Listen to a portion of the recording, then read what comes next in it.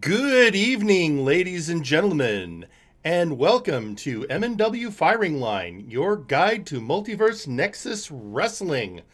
I'm your host, Jerry Aldini, and with me, as always, is Pete McPherson.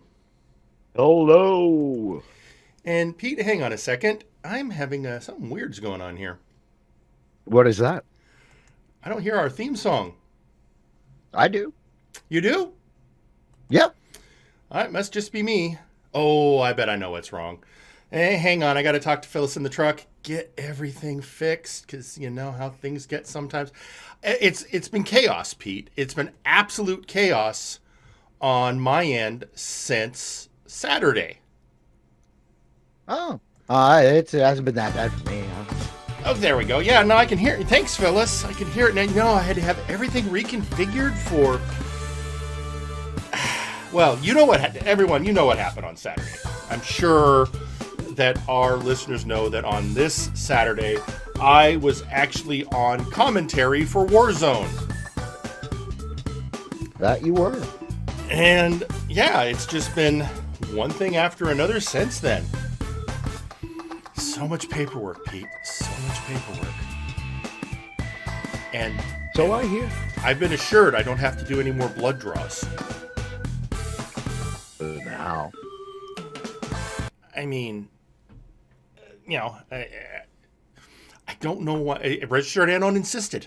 Said that we need to draw blood. A lot of blood. He didn't come out in his Sister of Mercy cosplay, did he? No. He was Okay. at least in his HR suit. And the one thing I stood my ground. He did not do the blood draw himself. He just sat there. He was present. Menacingly. Very interested. He was very intent. Yeah. So, anyway, yeah, no, but okay. I think everything is set correctly now.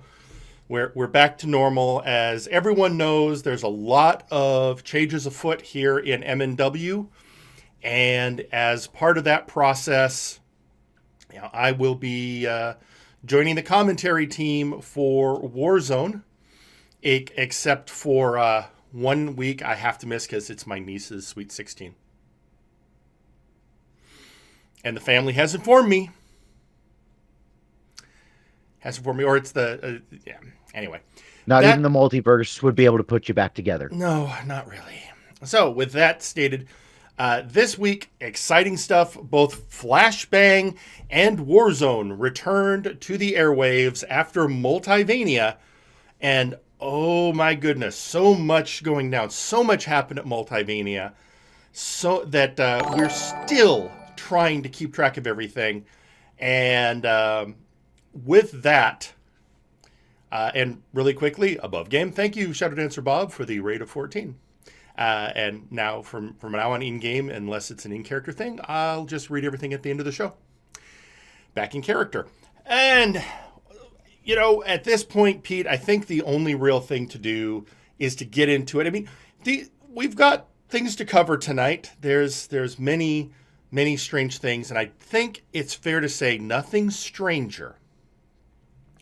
Nothing with more impact on the Flashbang roster than the revelations about Suicide Gemini at Multivania and what he was responsible for. So Friday Night Flashbang kicks off with Suicide Gemini coming to the ring to explain himself.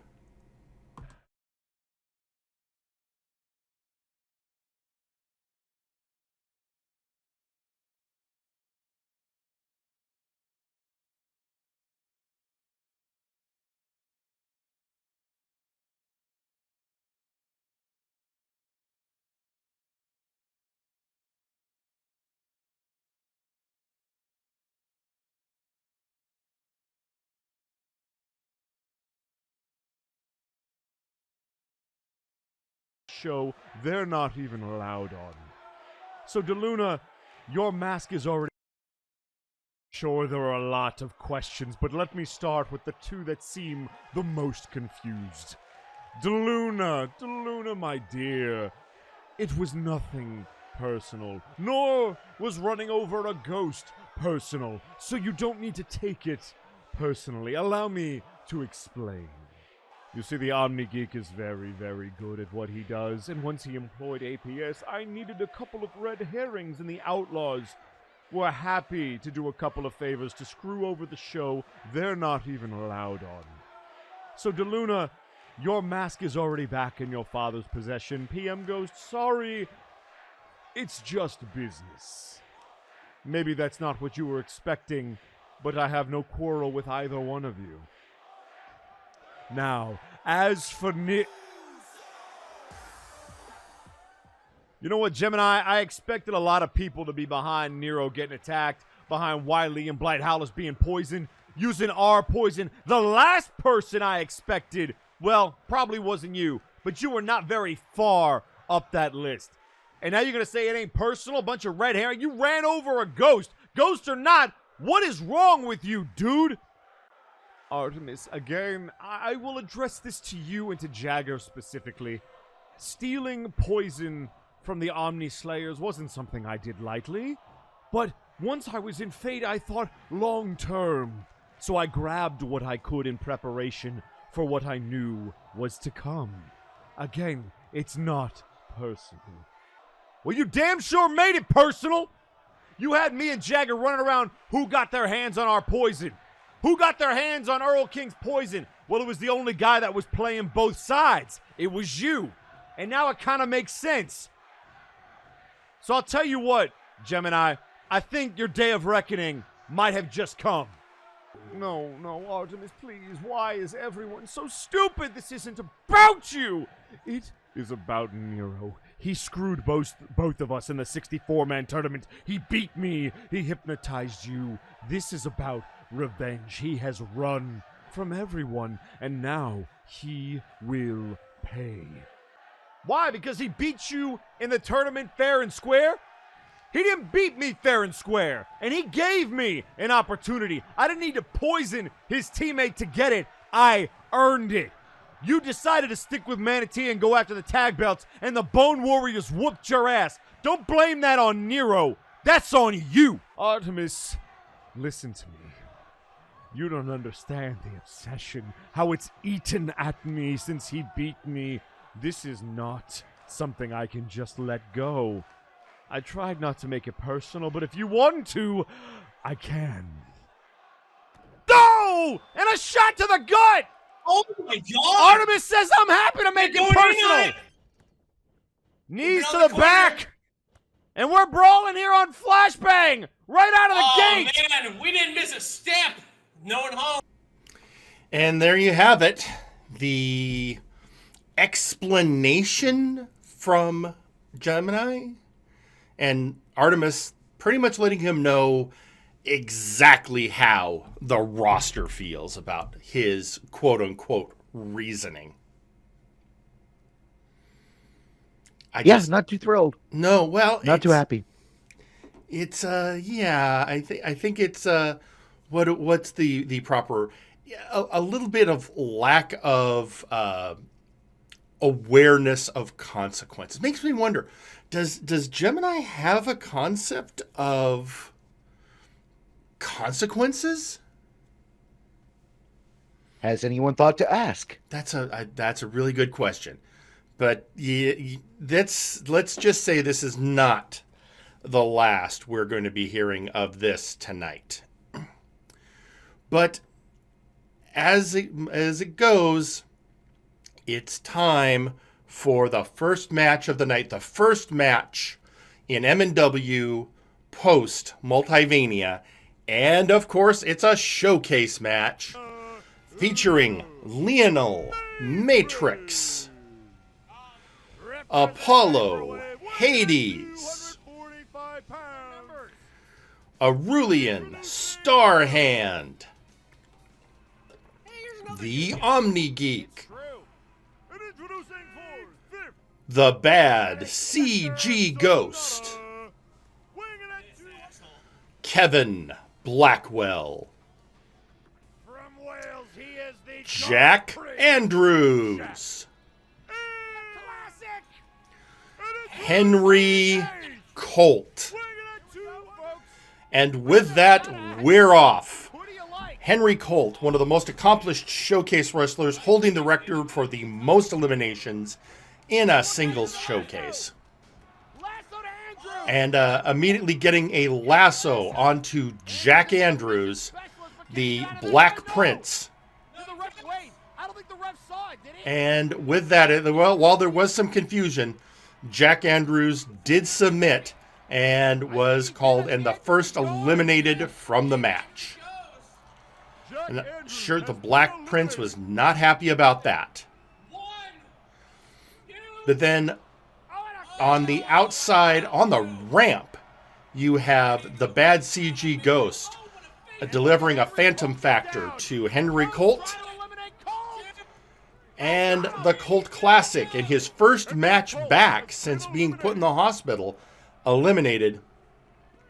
The same, and just moments later, the Omni Geek eliminated by Apollo Hades.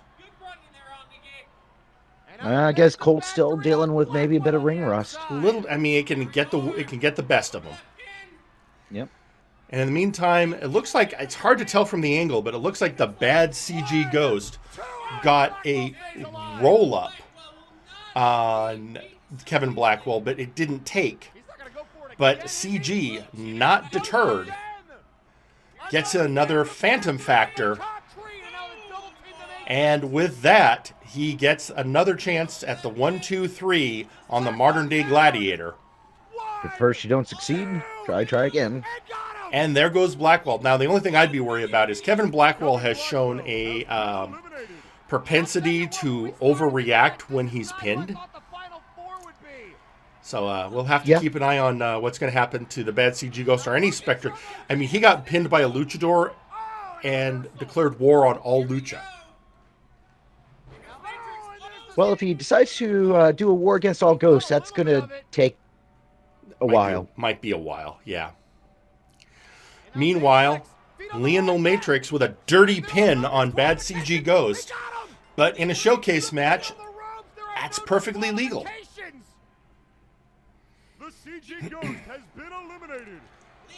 Leaving it down to the final three, Aurelian Starhand, formerly of the Empire of Terror, Apollo Hades of Vaporwave, and Lionel Matrix of the Church of Nodia.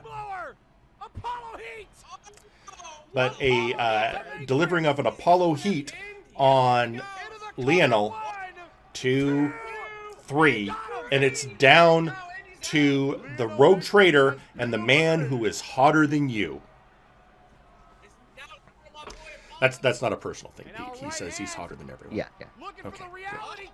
Well, I was noticing Starhand was paying a lot of attention to Blackwell earlier in the match, too. Yeah, that was interesting, even though it was bad CG Ghost that eventually eliminated him. And 1, 2, 3, and with that, Apollo Hades comes forth with the victory in this showcase match. And, of course, he will say that he won by the sheer power of his hotness. But you can take that as you will. But just for those keeping track at home, this counts as the... I'm double-checking the record book right now. Yep. This looks to be Apollo Hades. Right now the record book shows him as his first win in a showcase match.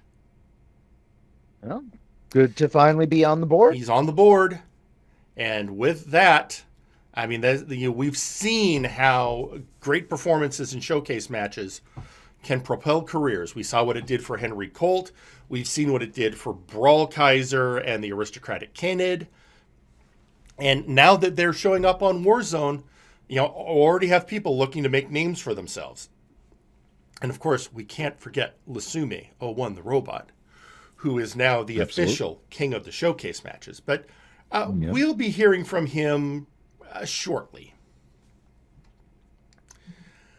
Well, speaking of... Now, as I said right after we heard from Suicide Gemini, We were going to be hearing a lot about that situation. There is so much fallout on what Gemini did. He ran over Nero Napier. He poisoned Blight Howless and Lee. He had the bad CG Ghost run over by CJR Killer. He had CJR Killer steal the mask of La Luna El Chavo, DeLuna 13's father. And he did a lot of it with the equipment of the Omni Slayers. So one person who is not happy at all, we already heard from Artemis. Well, now let's hear from Artemis's mentor, ladies and gentlemen, the Omni Slayer, Jagger Blackthorn. You know, Gemini, I was going to give you at least the benefit of the doubt, but after hearing what you said and watching what you did, not only in Multivania, but then attacking Artemis, calling him out, here's the way this is going to work, buddy. We're going to have ourselves a little match here tonight. The Omni Slayers versus Hell's Kitchen. Assuming you can get your little boy to come out here with you after what you did to him at Multivania, feeding him to a Minotaur, you should be ashamed of yourself. You sold your soul, and you didn't even get a belt for it. You're not even as good as Chaz Lee. And I'll tell you what, I'll even do you one better. Why don't we put everybody in this match? How about you bring Primal Heat down here? After they failed to win the tag titles, Apex wants some, Suicide wants some, and I'd love to put both of y'all in your place. That's assuming Crimson can get over the fact that their new form is as much a crock of shit as the old form. Artemis and the rest of Fate sent Empire packing. And now guess what? Apex, you're next. And Gemini, you decided to stick your nose where it didn't belong. So tonight, I'm about to cut it off your face. And before everybody keeps asking about what happens with Blight Howless and this whole Omni Slayer poison, no, I don't plan on curing him. It's unfortunate what happened, but it is what it is. And it's one less person that's going to get in our way as we rip that belt off the waist of Nero Napier. Because I'm sick of Apex, I'm sick of Nero, and now Gemini, I'm sick of you. Oh, and by the way, Ketchina, don't think I forgot about you. You can wait your turn, princess. Get in line. So saith the Omni Slayer. Pete? Well, I'm sure that's going to go over just fine. Yeah, I was like, I feel that Jagger's a little heated. Just a little. I think we knew this was coming. The moment we found out who used the Omni Slayer poison, how it was acquired, we knew that Jagger was going to be furious. And there will be repercussions. And we're going to see those tonight. That match that Jagger called for, the brass okayed, Lawson funneled out that, yep, we're later in the program, we will be reviewing that 3-way tag team match. The Omni Slayers versus Primal Heat versus Hell's Kitchen. But until we get there, we have other matches. So one of the matches, and this was a little bit of I wouldn't say a friendly match, but certainly a cordial match between two long-standing members of the Flashbang roster. One was a strong contender for the for the tag team championships, and one is one of the reigning trio champions. Ladies and gentlemen, the Mad Pumpkin King himself, Mad Jack, versus the Guild's Lasume 01 the Robot. It's a Pumpkin King versus a Transformer. How much more meta can you get?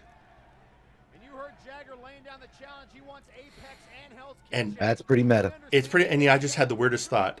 I would, who here wouldn't love to see a Doom animated series on Netflix? Oh, that's gonna be great.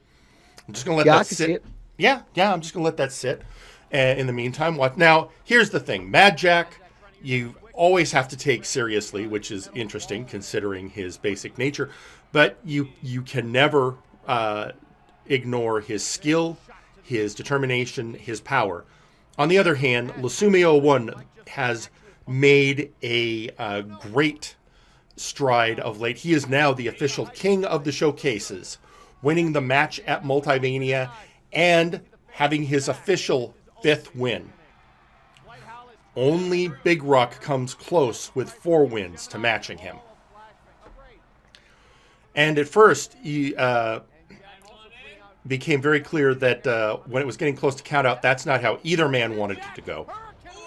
If nothing else, these two want to have the match in the ring. They want to settle it mano a mano. And here's a lesson and a warning to the rest of the multiverse. Watch how Lusume handles this match. He's fighting. He's doing his best, but he's not disrespecting his opponent. Let that be a lesson to all of you out there. Do not disrespect Doom. We've seen what happens. So with that, Mad Jack going up top, looking for, I believe, the Jack's knife from that spot. Or, nope, All Hallows Knee. I was wrong. Either way, though, there they are. And it looks like Mad Jack going for the pin. But it is done. And that's how you do it. That's how you are reminded that as powerful as Lusume01 is, that the power of the Mad Pumpkin King has to be respected, as Lusume himself shows. Remember what I was saying earlier about respect Doom? That's Lusume doing it right. Great match, shows respect, shakes Mad Jack's hand, and we're off. That is how it goes. And that is a good match to start off. That's the ones you want to see. Oh, and tweeting out on social media, we are getting a tweet from, Michael Macabre. The only comment of the multiverse, the only commandment of the multiverse, thou shalt not mess with Doom. As we were just saying. Yep. So if nothing else, the guild has shown they understand that commandment. All right. With that, Pete. Well, we've heard from Suicide Gemini. We've heard from Artemis. We've heard from Jagger Blackthorn. Now it is time to hear from one of the people who was poisoned by Suicide Gemini. It's time to hear from the Dragonborn Y. Lee. And I am tired of being less than 100%. And I'm not the only one that suffers from this fey affliction. Graven, I know you too suffer from the same fate. So I ask you to come out here.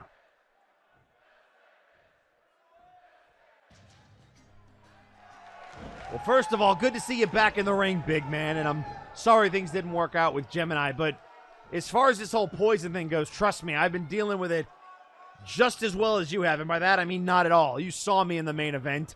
I wasn't at 100%, and it sucked, but I had to take my shot when I had it.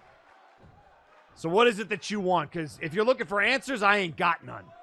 I was hoping that you would be amenable to an alliance. We are both ailed by the same poison, and in order for us to return to our true fighting forms, we must rid our bodies of this affliction. Because of what we are individually, we sustain ourselves, but we cannot persist like this. So not to be rude, but yeah, no shit, Sherlock. The problem is, I mean, you were already poisoned, and that's unfortunate, but, like, I'm stuck with this shit. Because Earl King, who's not even here, I can't even take it out on him. But I actually have a different offer that I think I'm going to go with. A different offer, you say? offered to cure yourself. I would be highly suspicious of anyone offering that kind of help. Fey poison is extremely powerful, and to cure it takes a lot of resources, which means a lot of favor and capital in return. Yeah, well, it depends on who you're asking and what they're capable of. You see, the capital that I have to provide is not nearly that hefty. It's really just a match.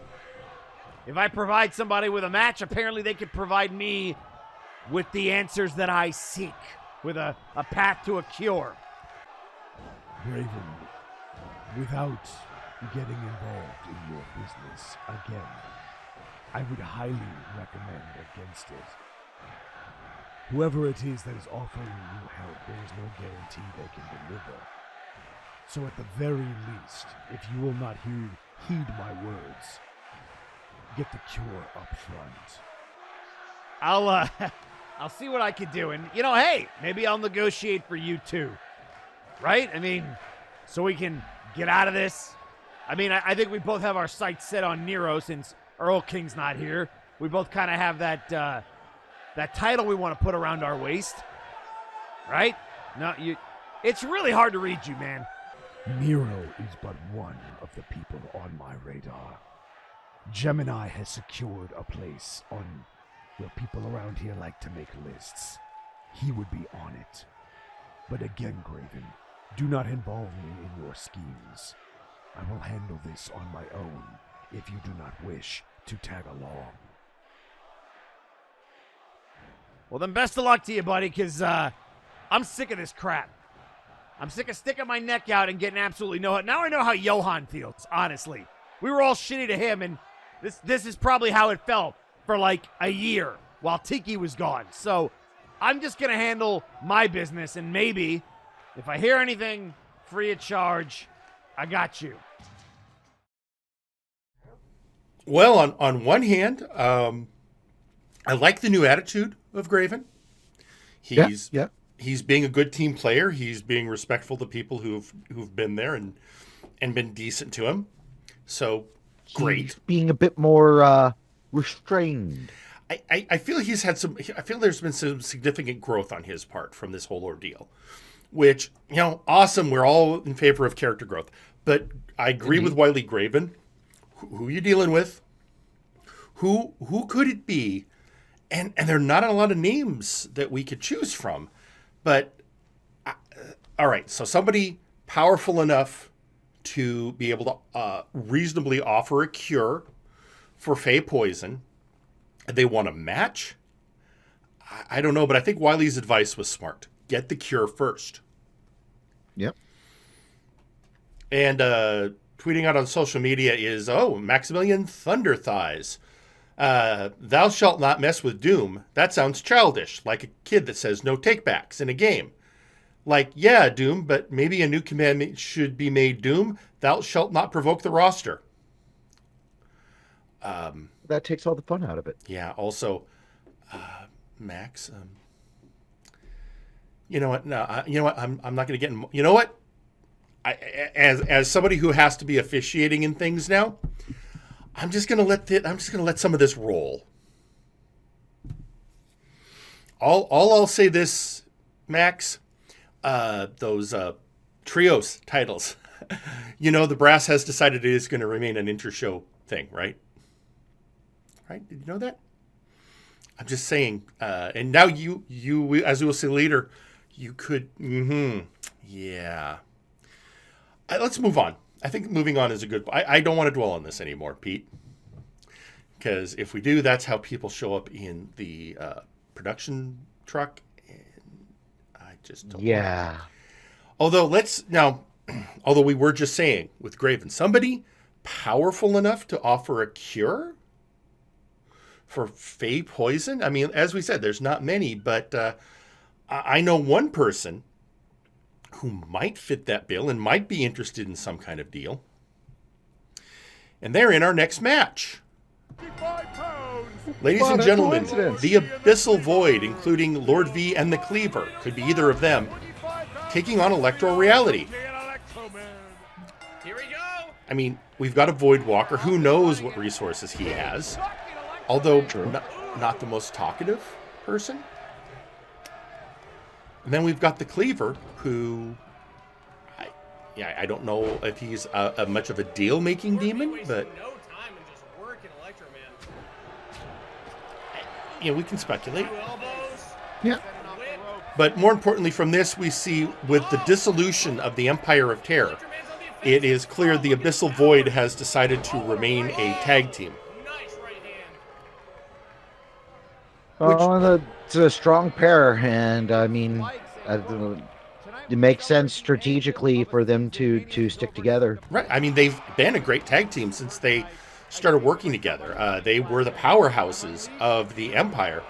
And so, yeah, it just makes good sense for them to stay as a team and look for that title shot against the new tag team champions, the Mad World. And, oh yes, we'll be hearing more about that later. These mad champs. Those mad champs and the people who are mad at them. Yeah. Which, oddly, not the Bone Warriors. They're fine. Yeah, that makes sense. Meanwhile, you have Electro Reality, who have been certainly making their presence known in the tag division of late, earning opportunities. And here they are. This is a huge match if they can pull off the victory against the Abyssal Void.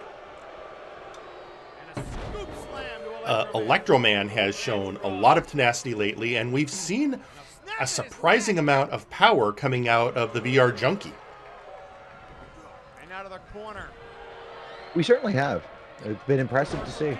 And yes, as you see right here, I mean, he managed to get a DDT on the Cleaver, and then this looks like he was going for an electric chair slam, but countered by the Cleaver. And a clothesline. And that's the danger, especially going for those big moves. It makes sense. Go for the big moves to take out the big man. Do this again. Another But choke slam to Junkie. on the other hand, it's the Cleaver. Going for the ride. And after a choke slam from hell, Good grief. and here comes Electro Man to try and get the break up, but Lord V, remember, Lord V is surprisingly quick and managed to get the interception and allowing the Cleaver to get the pin. Your winners, the team of Lord V and the Cleaver, the Abyssal What do you think, Pete? Void. I think we're in for some trouble with the tag teams. I think the Abyssal Void's going to start. Maybe you could even say that maybe the chains are off of the Abyssal Void now that they're not tied to a faction. That's a good point. I mean, prior they were very much at the beck and call and whims of Earl King West and certainly the Grim Reaper. Now that they are no longer under anyone's domain. And this leads to several questions about who else we're going to see. We've seen Aurelian. It looks like he is going back to his singles career. We've now seen the Abyssal Void. But people, we don't know what their post-Empire plans are. We've heard nothing. Well, we've heard a little bit from the Grim Reaper, but we haven't seen anything definitive yet. And of course, there's whatever's going to be happening with Dark Lord Popo, especially after that decisive defeat at the hands of Lade Hyrule at Multivania. Right. Well, now this next match, people are looking for position. People are looking for opportunity. A lot of people are interested in going after the trios belts. Now, we know that at a future date, VIP will get a shot at Doom's Trios Championships, but other people are still wanting to line up on both sides. But for the Flashbang side, this next match features the Arcane Protection Services going up against Fabulous. And this is interesting. We haven't seen APS come out as a full team in quite a while. Are we gonna get a clean break? Yeah, usually not all three. You see typically a combination involving Seth Jackson, oddly enough. He's always kind of seemed to unintentionally be the glue that holds APS together, so to speak. It is interesting. It's like, pretending to care about this guy really keeps the team together. Yeah. On the other hand, with Fabulous, well, we saw Sugarfoot at Multivania in that dance-off. And but right now, we have Fuck Him Wang, who, as we've stated many times, is the star player of Fabulous. If someone's going to get the job done, it's going to be Wang. Not to disrespect Sugarfoot at all, or the leadership of Cowman. But, in any trios team, you need somebody who's the anchor point. And that's Wang. And I'd say, like you said, for APS, that's Jackson. Yeah. Although, from a power perspective, I think there could be an argument made for it being Baker. Oh, absolutely. I think there's a strong argument to be made there. Yeah, because Baker, of course, of all of APS, is the MNW veteran, being one of the Flashbang originals. Yeah. Participating in that 64-man tournament for determine the original heavyweight champion. Which it's largely considered the first generation, all those involved in that tournament. Right. Yes, those are the people that can officially be considered Flashbang originals. Which also includes, all of Fabulous. They were all there. They took their shots. And now we have Wang putting Davis in the Tree of Woe. But also a unconscious rep. Although there, as many people have pointed out, sometimes if you need to stop a pin from happening, the easiest thing to do is take out the ref. But going corner to corner, or as we like to call it, coast to coast, Fuck Him Wang. And a decisive hit on Davis. And then going for the 3 count, Cowman cutting off Baker. And what were we saying about Wang being the anchor point of Fabulous? Yep. That shows it right there. Absolutely. I would say right now, from a trios perspective, I feel we can state that Fabulous is becoming well coordinated. They're sync with each other, knowing their strengths and weaknesses. I very much would be interested to see them take a trios run. Coordinated, not just their clothes. No, although snazzy fashion sense. Of course, they are fabulous. They are. Well. So next, all right, we've been talking all night about what happened with Suicide Gemini and everyone who has something they want to say about what he did. But that's not the only story going on. And we had a big return at Multivania. We saw the return of the King of the Jungle, Shere Khan. And he came to the ring because, let's face it, after a year on the shelf, he's got a lot pent up he wants to talk about. And there's a lot of people I could talk about first. I could talk about you, Blackwell, trying to rip off my mask and put me out of action for almost a year. That pisses me off. I could talk about Jack the Questionable walking around with my mask for over a year. That pisses me off.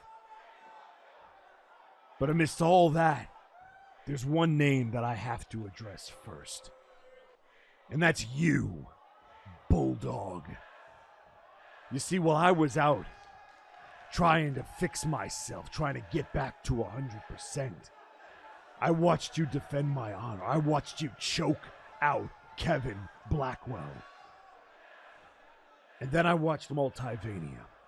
You see, last year when DeLuna and I faced Kevin Blackwell, who did I call when I knew he was going to pull some kind of dirty trick? When I knew we had to put him down, I called you.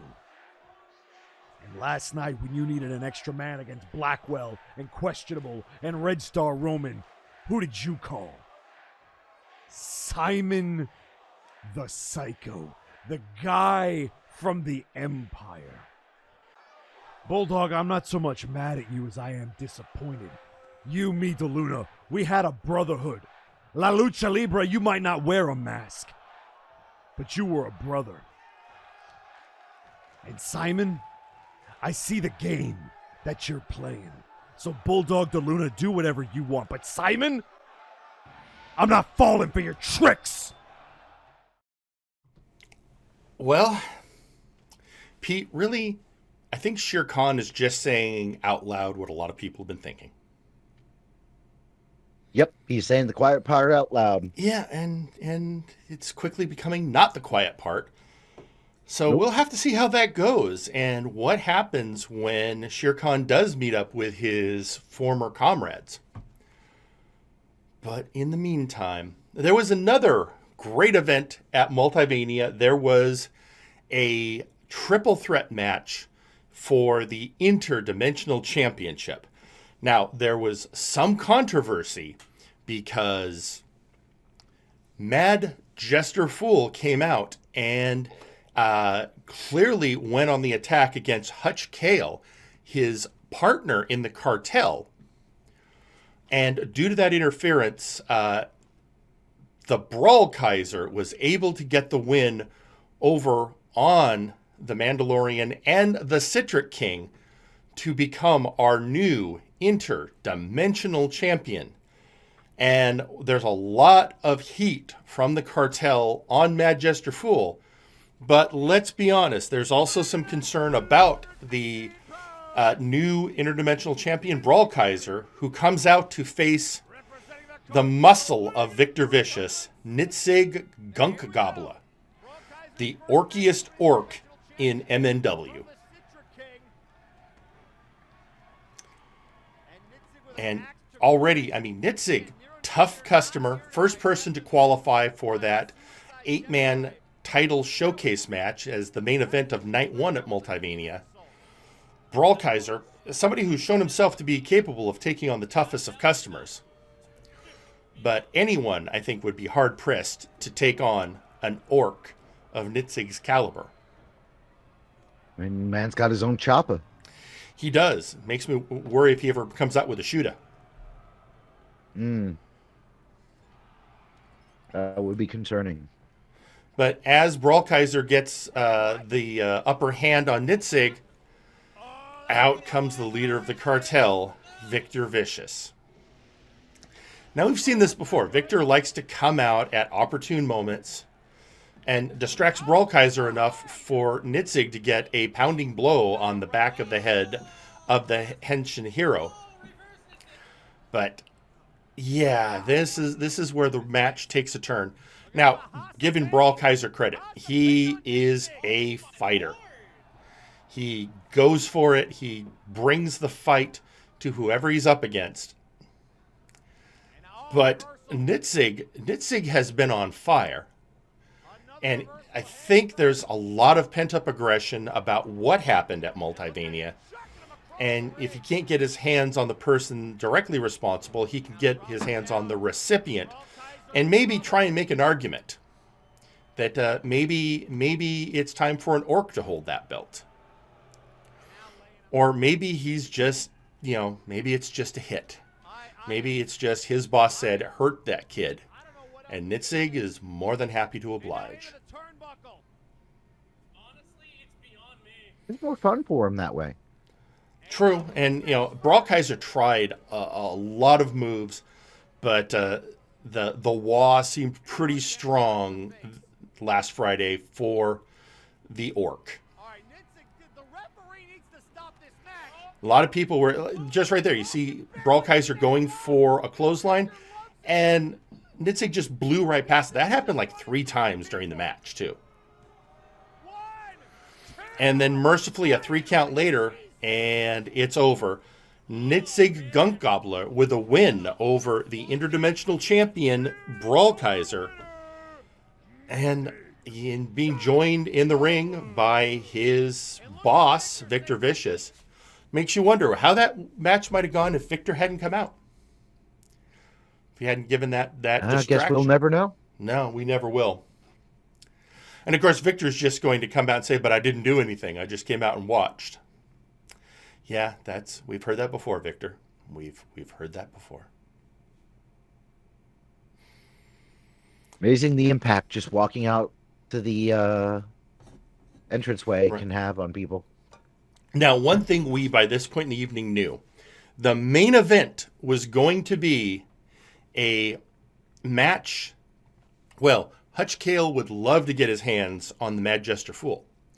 No one knows where MJF is.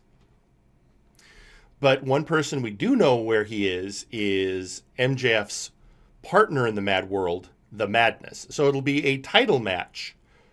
Or not a title match, I'm sorry. The main event will be a match between the Madness and the Mandalorian.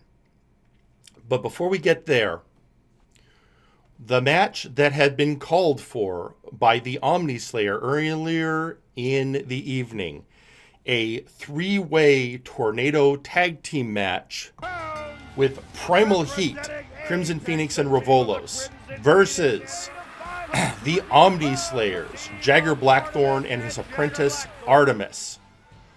And then Hell's Kitchen, featuring Samuel Manatee and Suicide Gemini, coming out separately for once. A lot of people wondering, how does Manatee feel about what Suicide did?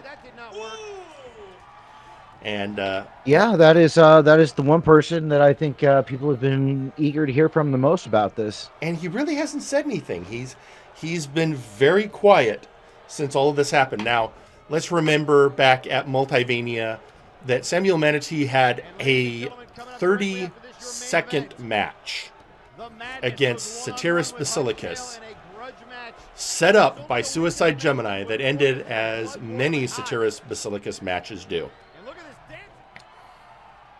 And as the fact that it was a 30-second match will tell you. Also, I think Crimson Phoenix here taking offense to Jagger making fun of their new form. Yeah. I mean, they're very proud of their plumage. Excellent plumage. Yeah. And then, of course, Revolos going after Manatee, and then Suicide himself. And Artemis going for a pin, but Revolos, nope, he still would like that win. Shot to the gut of Artemis. After Jagger made the declaration that they were not going to help cure Blight Howl's. That's also you have the Omnislayers and Apex. That's heating up now that the Empire is no longer an issue. Jagger has made it clear he wants to focus on Apex and his old arch enemy Nero Napier. But I think we've got to remember, Jagger's got a lot on his plate right now. He does. I mean, he's got Apex. He's got this mess with Suicide Gemini. There's always going to be the Lady Kathgina lurking in the background. And, you know, it's never a good idea to be fighting wars on multiple fronts. Nope. It's strategically not the best decision you can make. Especially with the current status of Fate somewhat up in the air after that victory at Multivania, leading to the disbandment of the Empire. A lot of Fate came together exclusively to fight the Empire. And in the end, there's a reminder of how strong a competitor Samuel Manatee is. He is our lethal chef. Yep. And, you know, there is that hug, but Samuel, I don't know if he's quite feeling into it. Oh, and tweeting out on social media is Scott E. Stevens saying Phoenix looks like they dipped their toes in whatever radioactive substance Apollo Hades uses in his hair. You know, I mean, I get where you're coming from, Scott, but I think the way you stated that is really, really offensive to Domain Man and Gorewheel. I was going to say you should have the Absolute Hair Care products look into that. Yeah, I mean, yeah, absolutely. If you're going to do something like that, Absolute Hair Care. And if there's issues with radioactivity, I mean, it's the now, and all I'm saying, Scott, is you could have just gone with Toxic. Toxic would have been fine. You're familiar with Toxic, aren't you, Scott? Yeah, no one would have cared. I'm not disrespecting what you're saying in spirit. I'm simply saying there's a way to go about these things. And with that, so now we had talked about earlier that the Madness would be taking on the Mandalorian Hutch Kale in the main event. Well, before that was come to pass, ladies and gentlemen, we've come to an important part of any evening on MNW Firing Line. The first of the two of our audio promos, because our community of wrestlers here in Multiverse Nexus Wrestling work hard, and part of that is communicating with the audience, and we like to call out the best of the week for both shows. And so, ladies and gentlemen, your audio promo of the week, I give you the Madness. Oh no, Hachi-kun! I gotta call an emergency meeting! A body has been discovered! And MJF is looking like a bit of a sassy baka. Wow, what a night, huh? Multivania was simply glorious. The Mad World took home the tag belts in one of the most magnificent spectacles to ever fill that ring. But, even with that, let's talk about the Interdimensional Championship match. Hachi-kun, to be honest with you, I had no clue that MJF was going to interfere with that match. Frankly, I was impressed. I figured they were going to make a move, but I never expected something so unexpected. Regardless, Hutch, two things you need to know. First, this has nothing to do with our relationship with the cartel. That fact you will learn soon enough. Second, I understand you're upset, Hutch, but there is a perfectly good explanation for all of this. You can either hear us out, or you can see us in the ring. Truth be told, when all of this is said and done, I hope we can still be all buddy-buddy. Because in this cutthroat business we work in, everyone needs a friend or two. See you soon, Hachi-kun.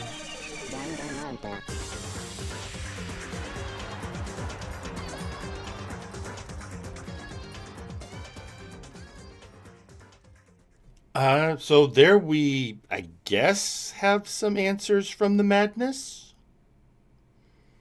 Answers and then more questions. Yeah, that's a great way to put it, Pete. Yeah, that's how I look at it.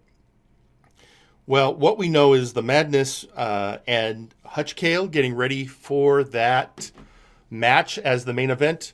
But, well, ladies and gentlemen, this is Friday Night Flashbang, and it's just never that easy.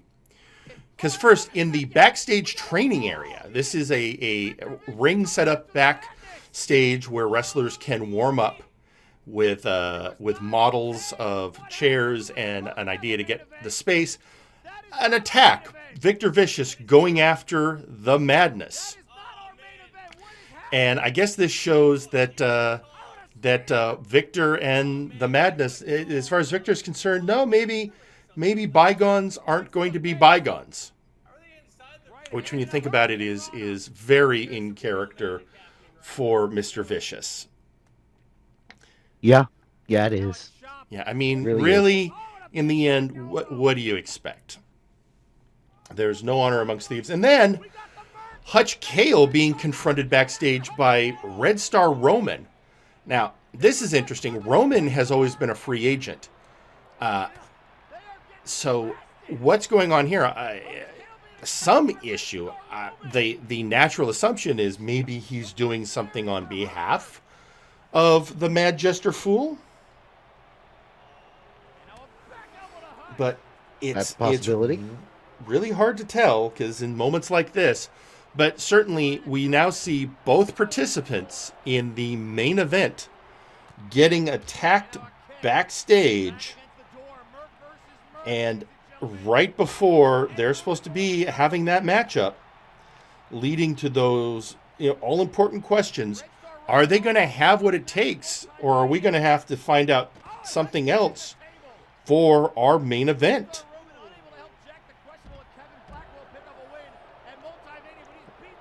Always a rough question. But, yeah, and Roman being particularly vicious on Hutch. Yeah, he was, especially once they got back into the locker rooms. Yeah.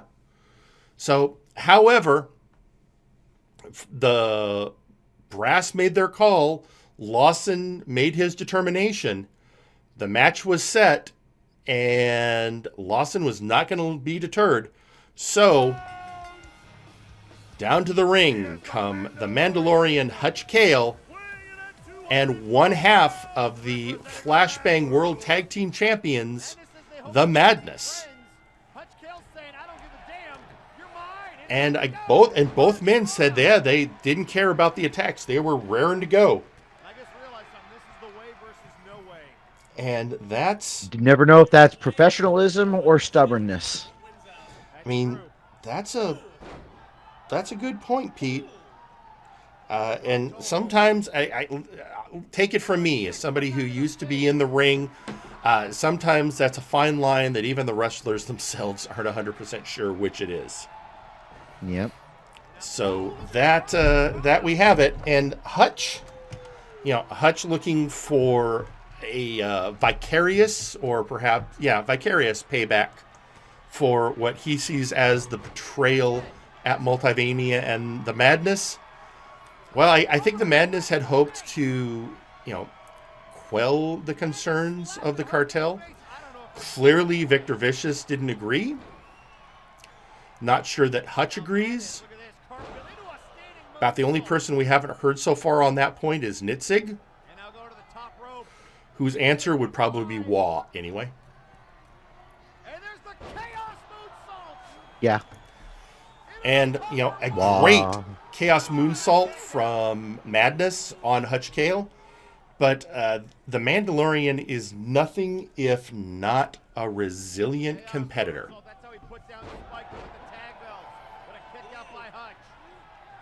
So as we watch this match go on, I guess the question really remains, what does this say about the future of the Madness in the cartel? And I think we know the basic answer. And that is, I don't think you're in their employ anymore, Madness. No. I mean, I could be wrong. I don't know how things go in an organization like that. But I think in the end, you're going to have to deal with just being content at being the tag team champions. Although I think, as Hutch would put it, for now.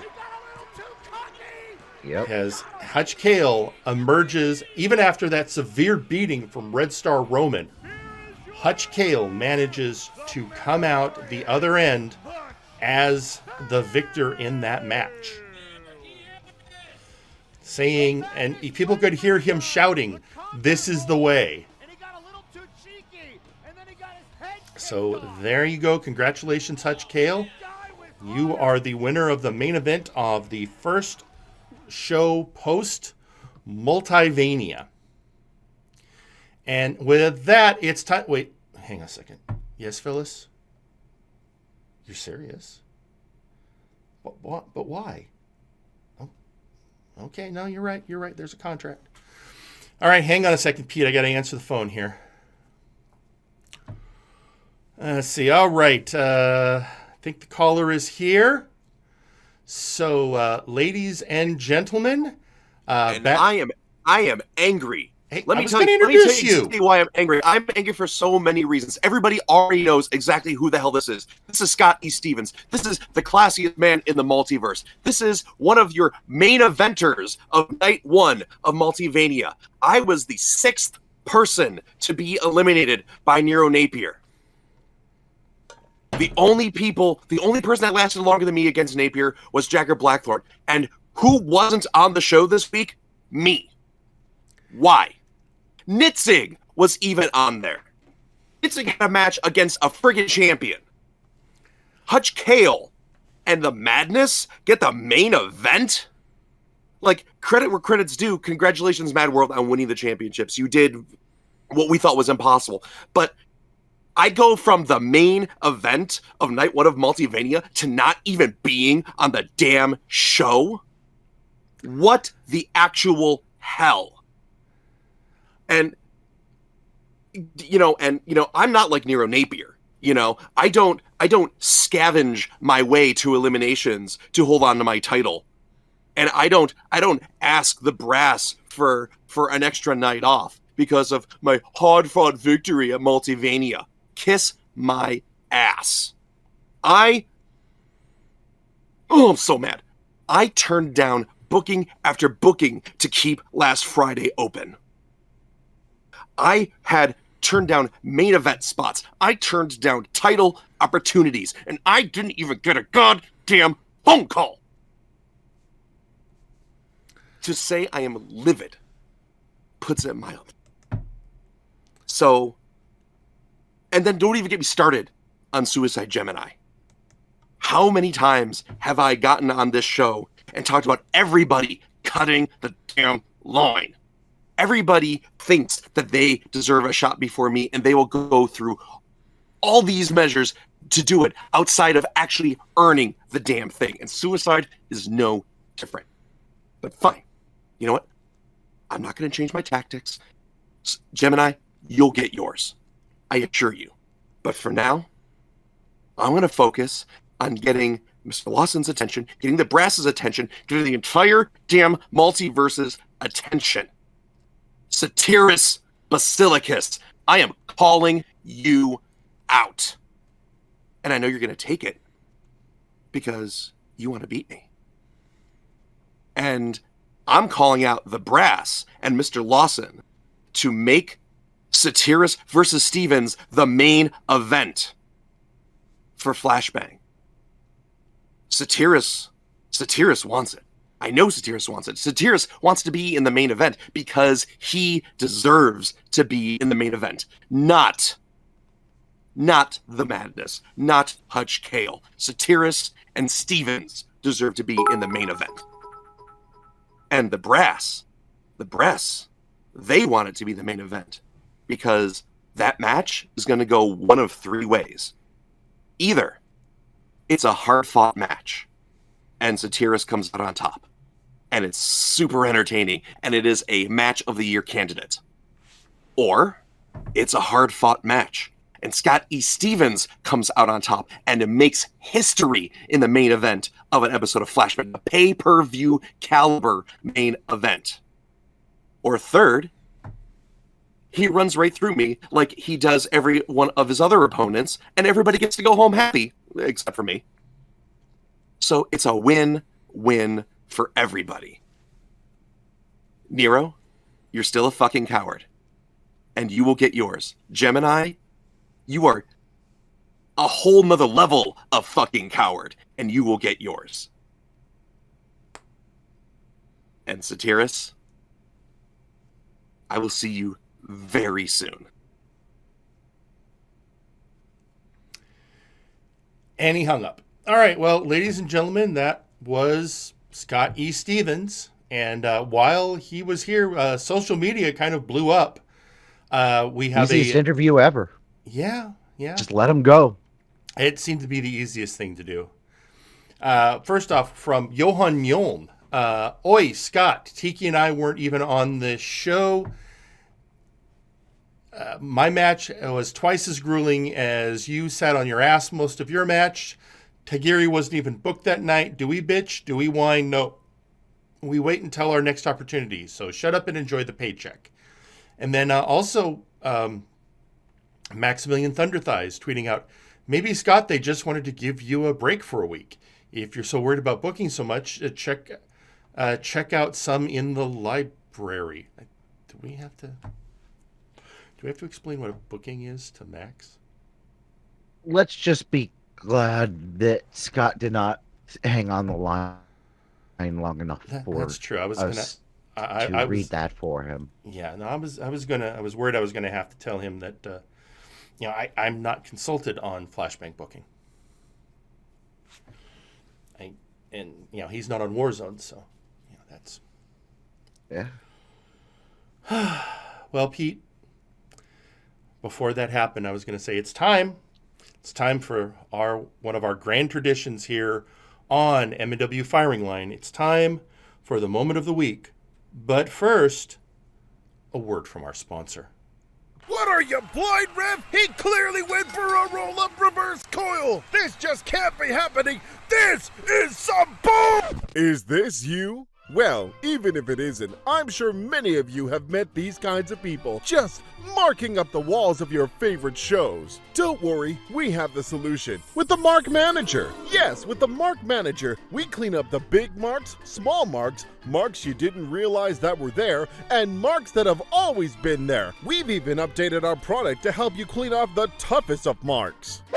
Of course he was gonna lose the championship. If you'll look at my 42-page blog from last week, we can clearly see that the producers were going to have him. Hey, what are you doing? Ah! So sign up and get your Mark Manager today. And remember, with a little bit of, any mark is manageable. Fuck, it went up my nose! Wait, what? What happened? Oh, that is Victor Vicious! Bells! Oh, well, that's not good. And oh, from behind! Oh, roll back! Oh, right hand. Oh, broadcaster! Oh, reverse missing! And out. Oh, right into the ropes! Ah! And there you have it, your MNW Friday Night Flashbang moment of the week. Well, Pete, usually this would be the spot where, if we had a episode of the Call Out, we'd be playing it. But at this point, we haven't found a permanent replacement for that. But that doesn't mean we don't have anything. You've got archives. We've got archives, but actually this week I'm going for something a little different. I got sent this tape. Oh.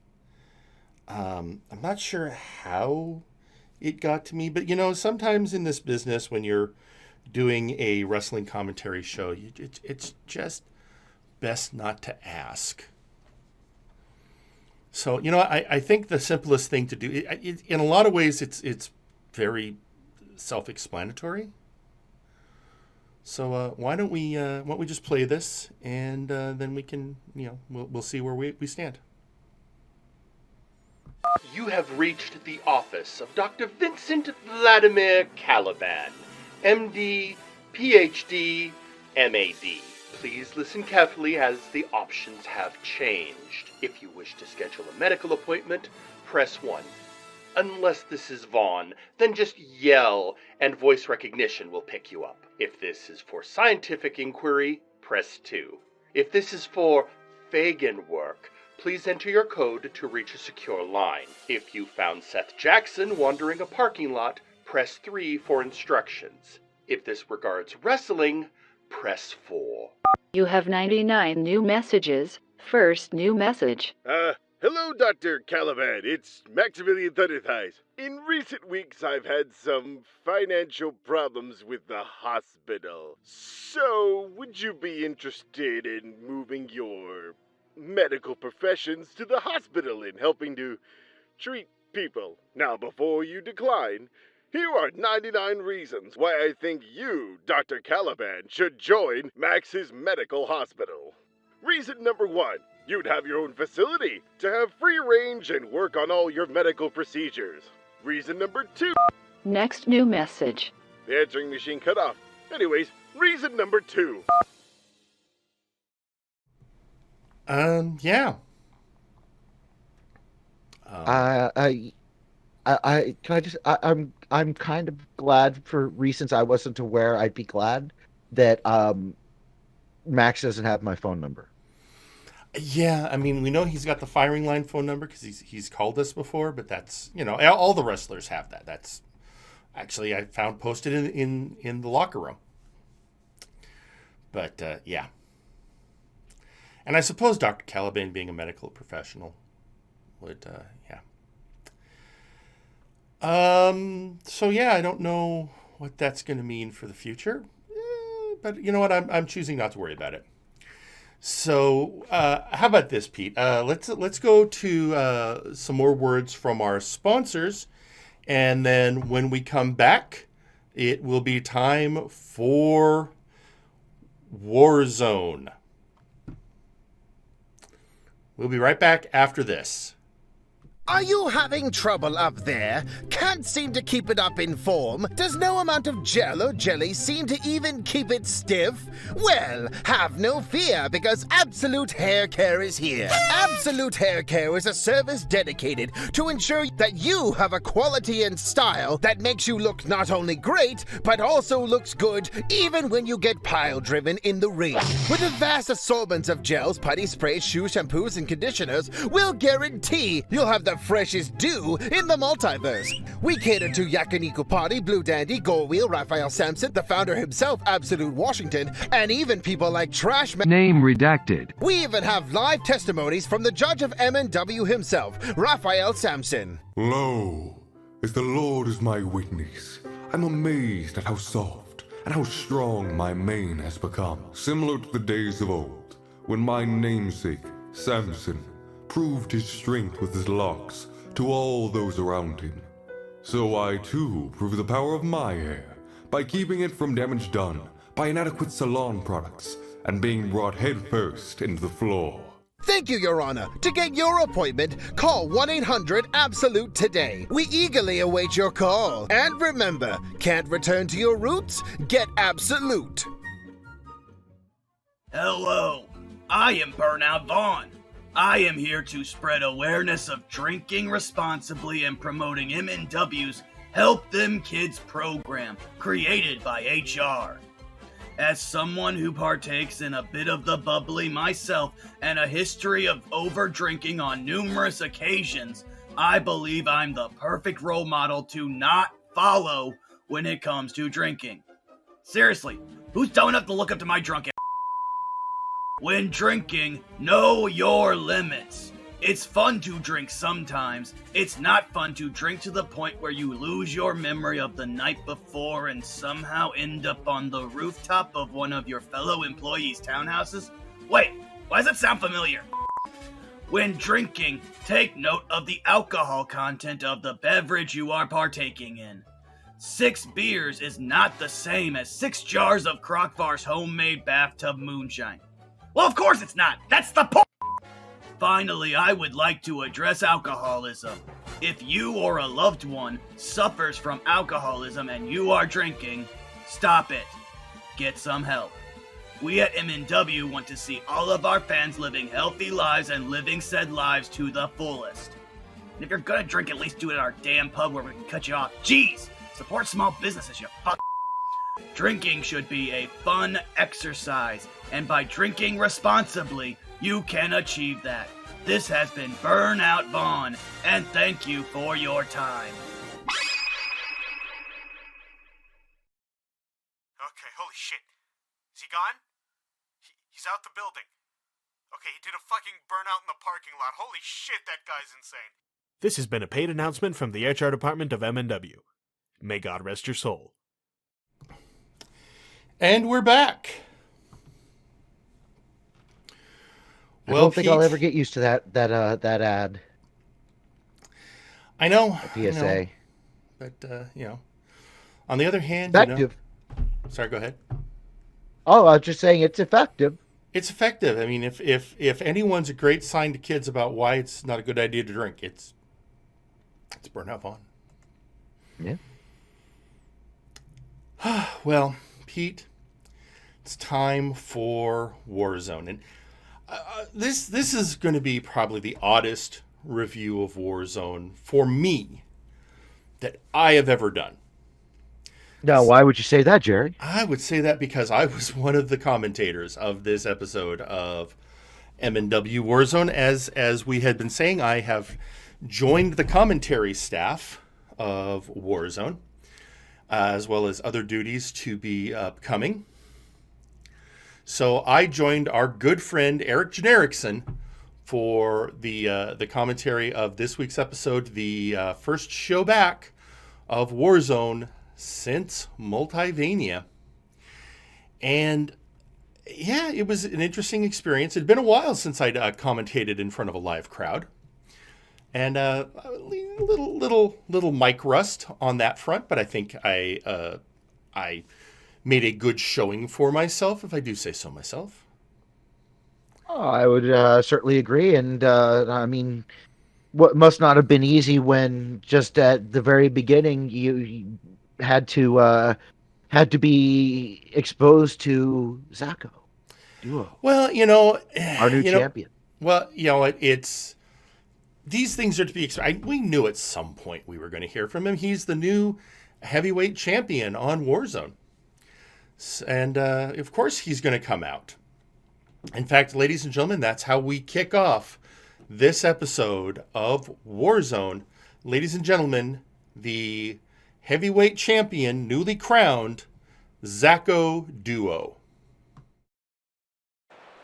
You know what? Don't come out here and try to patronize me, Chaz. You're out here for one reason. That's because I already know what you're going to say. It's the same thing everybody says. I wasn't pinned. I deserve a rematch for my heavyweight title because you couldn't beat me. Shut up, Chaz. Nobody cares. Go to the back of the line. I did to you what I said I was going to do. I beat you, whether or not it was your shoulders on the mat or not. Behind me. So I won't waste any more of your time. Why don't you tell me what I need to do to get back in line, to get to the front of the line? Because, Zacho, I know it eats at you that you couldn't beat me for that belt. I know somewhere deep in your processing core you wanted it to be me. See, Sawyer was right about you from the beginning. You are a piece of trash, and whether these people want to love me or hate me, they definitely can't stand you. So let me think, what could I have you do? Let me guess, some kind of gauntlet match. You're gonna make me beat somebody? Is that what you're gonna make me do, Zacho? Am I gonna have to run the Zacho Duo Gauntlet? Is there gonna be trials and tribulations for little old pops? So here's what we're gonna do. We're going to kill two birds with one stone. I will give an opportunity, a title shot, to any member of the Murder Cave on one condition. Grizzly Adams has to fight my Bro. Zacho, I don't understand how you won this belt. You're giving Grizzly exactly what he wants. And on top of that, after he rips your little boy apart, you're not even going to know which one of us is coming after you. Zacho, you really got to step your game up with this whole planning thing. Oh, and a kick to the gut! Zacho's had enough! My name's Eric Jenerickson. We are live here on Warzone, and Zacho has had enough! Zacho taking it to Chesley and a shot to the gut.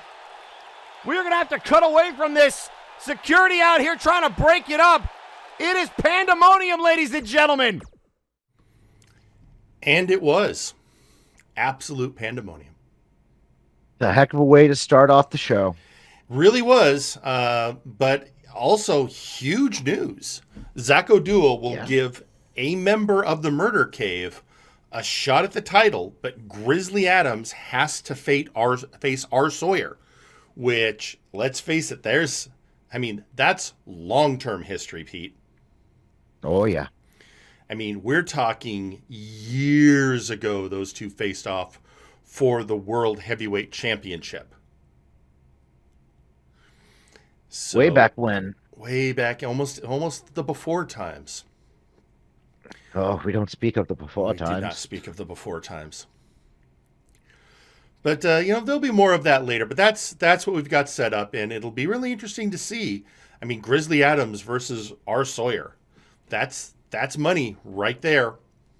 Well, and I can't disagree too much with Chaz at being a bit confused to the logic behind this arrangement.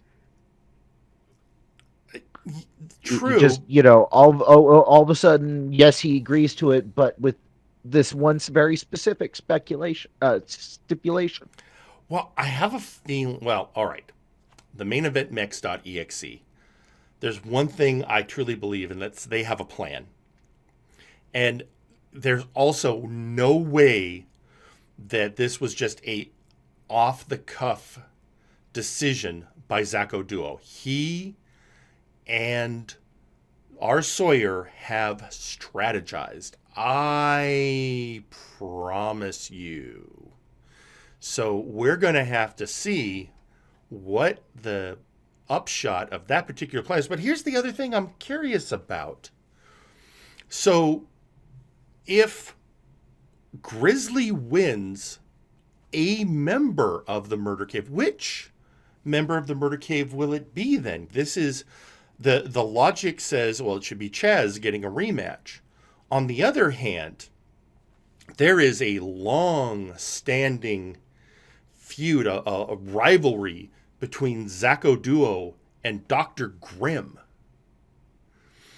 Not to mention, you have the resurgence of the Allfather Arkoff, and then you've got Grizzly Adams himself. And all of this, there is still a question hanging in the air that no one has a satisfactory answer for. What the hell is going on with the Storyteller? Well, I mean, up until recently, been largely unseen, and so there are a lot of question marks there. There are, and this is something that Eric and I were discussing during the show. So it's we'll have to find out. In the meantime, well, kicking off the show proper, well, just as we had on Friday Night Flashbang, we kick off Warzone with a showcase match featuring Rapture, New Road, Carcharodon, Lady Boots, Ignacio Cervantes, Power Surge, oh, he just dabbed on him. Laid High Rolled. Since my early days in representing from Omega Club, Kelly. Everybody seems to have their own And speak of the devil and he shall appear, the Storyteller. And here we go. So, as we were saying, Pete, there was a lot of speculation with the Storyteller appearing in his first match in how long as a showcase? Again, what's going on? But yeah, talk about a stacked first showcase back. The Storyteller. Well, it's a very interesting mix of veterans and relative newcomers to Warzone. That's true, but it's a formula we've seen fairly often on Flashbang, and so the decision here was let's mimic it. And right off the bat, you have the rookie Carcharodon go after and take out the veteran Rapture New Road. And as we see here, you have then Carcharodon going after Laid High Rolled, while Kelly goes after her longtime rival Lady Boots and eliminates her. And then Kelly again, seeing a bit of an opening, goes in for a high roll. Yeah, gets him out. So that's 2 eliminations for Kelly, 1 for Carcharodon. Then Kelly getting the EFU on the Storyteller. And able to get the 3. And that's impressive. I mean, Kelly is not a frequent wrestler, but managed to get pinfalls. 3 now on 3 veterans, now going after the rookie Carcharodon. And this leaves us down to, again, the rookie Ignacio Cervantes and the manager of Omega Club, Kelly. And what we've seen lately, it's like Kelly and Lady Boots keep pushing each other further and further. And thus, Kelly becomes the first woman on Warzone to join the ranks of showcase winners. Yep, seemed she after trying to get Ignacio back into the ring, or getting him completely back in there, managed to get a shot in or two right with him on the hardest part of the apron. That's true, and trust me, that hurts. But did we do I was trying to keep count. Did Kelly? I want to say Kelly got 5 eliminations, or did she get 6? I was going to say 5. Yeah, that puts her just one shy of matching the overall showcase record. But that does mean, and this could be important, Pete, this is how these things matter. I do believe for the Warzone roster, she now holds the record for most eliminations. Sure. Well, I mean, for transparency for all the viewers out there, Warzone has not had that many showcases in its history, but it is a growing feature on the show. It is. I mean, and that is fair, Pete. But that's actually, if we hang on, I'm pulling up the book right now because we keep track of these things. It's a permanent record now. Looking at the record for Warzone, Warzone at this stage has now had 9 showcase matches. And so far, nobody has won 2. And one of those 9 was won by a Flashbang wrestler. Right. But so Kelly, for the Warzone wrestlers, you have Beowulf, Registered Anon, Alpha Kong, Leonid Sanchez, Devin, Shere Khan from Flashbang, Bart Ender, and now Kelly. And also in the record, we are officially counting Gore Wheel. And we know that Beowulf very much has made it clear he would love to be the first person to reach 2 showcase wins. But he's got a lot of work to get there.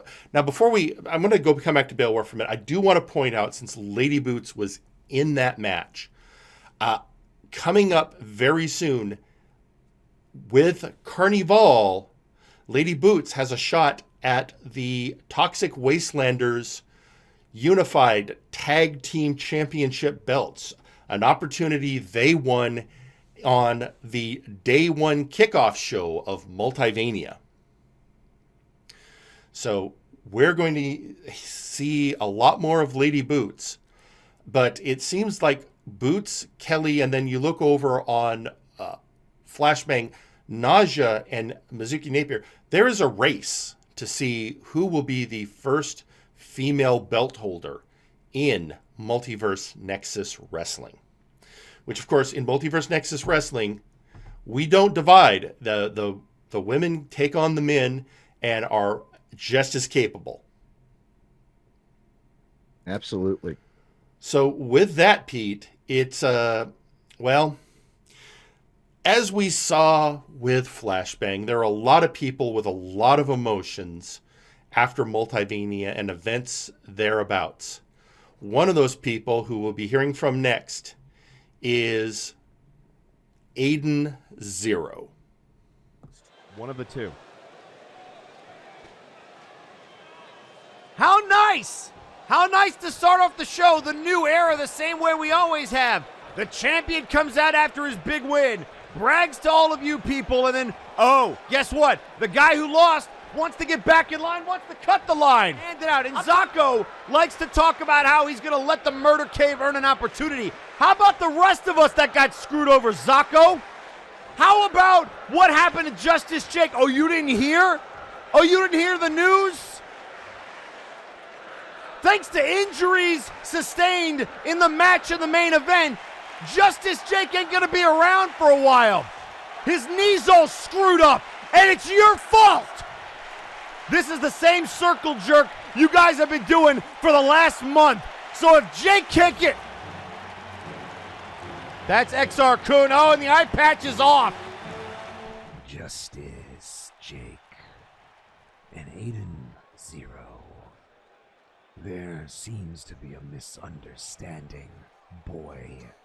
If we're talking about reclaiming what is ours, XR Kun has waited long. Oh, and for the record, I've never had a shot at the heavyweight title, so I think it might be about time for 0 hour to have an opportunity for me to do it. How about next week we see which one of us is actually qualified to face Zako? Zero, I can twist your neck in so many different positions, you're going to be begging for mercy. So whether I choke you out or whether I snap off that head of yours with 0 hour, I'm going to be the one victorious at the end of the night, bitch. Well, that's 8-0 all around. Yeah, I was gonna say that's not really you know, typically you would say, oh, he's really fired up. No, that's kind of his normal. That's just, I mean, you go out for drinks with 8-0. That's how he is. It's true.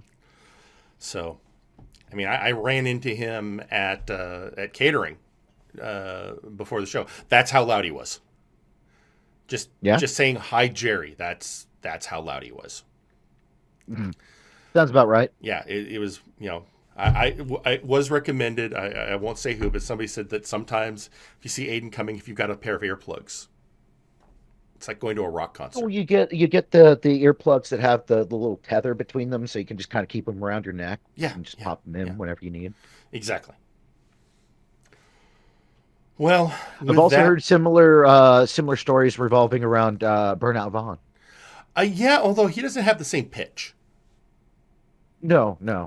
And there are a lot more expletives involved. Mm-hmm.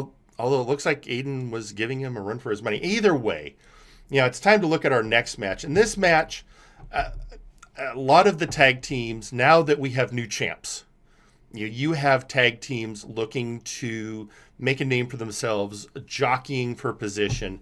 At some point, I mean, we know right now that the number one contenders are already decided. We talked about it earlier. It's the Conquest Bloodline, Lady Boots, and Carnival. But after that match, regardless of who wins, there's going to need to be a contender after the fact. So the tag teams, it's already a strong division on both shows. But two teams are coming out next to show that they should be next in line. And those two teams, one is Eastern Block Party, Lock-In and Nice Ice, taking on Forrest, the Fortress Wade, and TJ the Mint Gable, the Absolute Units. And right off the bat, Nice Ice getting a little cocky there. Yeah, a little bit. Yeah, you can actually see that be a theme of this match. It was, and it just seemed kind of weird that because here's the thing, I don't think anyone considers the Units a joke, not with the performance they've had of late. I honestly feel that it's maybe Lock-In has had an influence on Nice Ice's behavior. Perhaps. We are hearing on social media from Forrest Wade that he's saying my head wasn't back in the game. Yeah, a lot of rough things have happened to Forrest after his mother's house was attacked by VIP. But I was going to say, you've got Nice Ice, the Siberian cyborg, and then you've got Lock-In, who is a genetically engineered German super soldier who has decided that instead he'd like to try his hand at comedy. But even he, flexing again, showing off for the crowd, trying to be the funny man. Not gonna be. It's gonna be tough going against that German biocomedical engineering. I mean, yeah, it's Here he is doing it again, only this time, at least TJ's out of the ring, and you've got Nice Ice focusing on Forrest. But TJ, clearly providing a distraction. Yeah, trying, but TJ, you got to remember, TJ, former boxer, that means he already comes in with great ring awareness, great power, and, he's more than willing to steamroll through. But, everyone on the floor now but Locken. And with that moment distraction is all the comedic super soldier needed to secure a win for Eastern Block Party. But a great performance by the Absolute Units. But yeah, this victory goes to Locken and Nice Ice.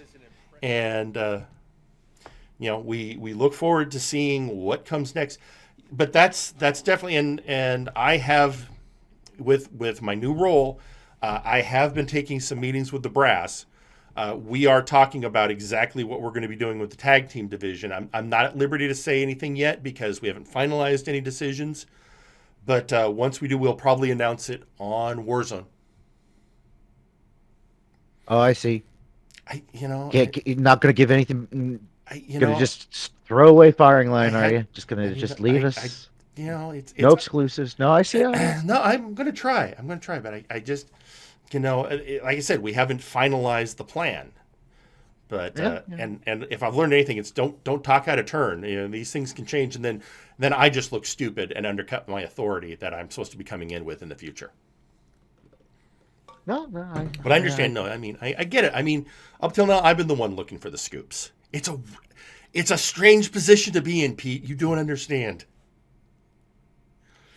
And I understand you've gone to school. You've got this whole journalistic integrity that you were taught. Whereas all I was, I got in here because I learned how to give guys, the Texas cloverleaf and how to take a bump really well.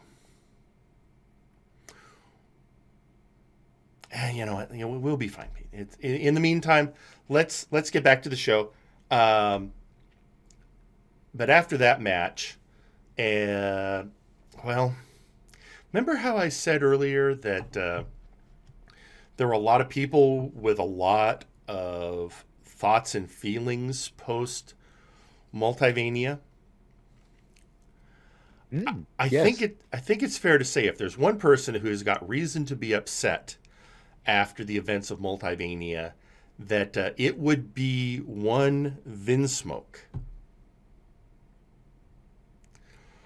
So the man who managed to hold on to the Nexus Titan Championship for a whole minute until getting cashed in on by Cerncly Dunk comes to the ring with a microphone. Somehow I should have seen it coming. I should have known in the back of my mind that something was coming, no matter what happened with Thea Strikes of Vinsmoke. That dirty, rotten aristocrat had that briefcase, and I should have known he was gonna use it, because I would have done the same damn thing. I just got a little carried away. So I tell you what, Sir Uncle Dunk, you did good. You pulled off the heist of the century. And I know you and I ain't never seen eye to eye. But here's my question to you, Uncle Dunk. You got the balls to prove you can actually beat me? Or are you just gonna cash in and run like a bitch? The only way you win is when you cheat. And honestly, I can't blame you if I sucked as hard as you did. Uh-oh! That is Burnout Vaughn! Oh, how nice of you to come out here, Burnout. Burnout Vaughn, why would you do it? Why would you interrupt Vinsmoke? Because everybody's sick of hearing you, dude. Nobody's listening. We've had you tuned out for like 2-3 years. Nobody's been paying attention. And as for getting your belt back, you just said you'd do the same damn thing. Hypocrite much? But I'll tell you what, if anybody's going to get their hands on Uncle Dunk, I think it should be me, considering all the Omega Club history. You want to stick your nose where it don't belong. See, I thought you'd go after Zako, get your heavyweight title back. You see, you misunderstand, Burnout. I'm not just going after Unkley. I want the bot, too. The heavyweight title and the Nexus Titan title. I'm already the first man to hold both belts. Now I want to be the first man to hold them both at the same time. Funny, I was thinking the same damn thing. That Chaz Lee screwed you, but you screwed me with them Outlaw Boys, didn't you? Getting involved when they weren't supposed to. It's okay, though. I'm used to people trying to screw it to Burnout Vaughn. I've had to scratch and claw to get everything that I've ever wanted in this company, and I'm happy to do it one more time. Burnout, I know you're not the kind of guy to back down, and that's unfortunate, because now I'm going to have to kick that stupid beard off your face one more time. Because Unkley is mine. The rich bitch and the bot are mine.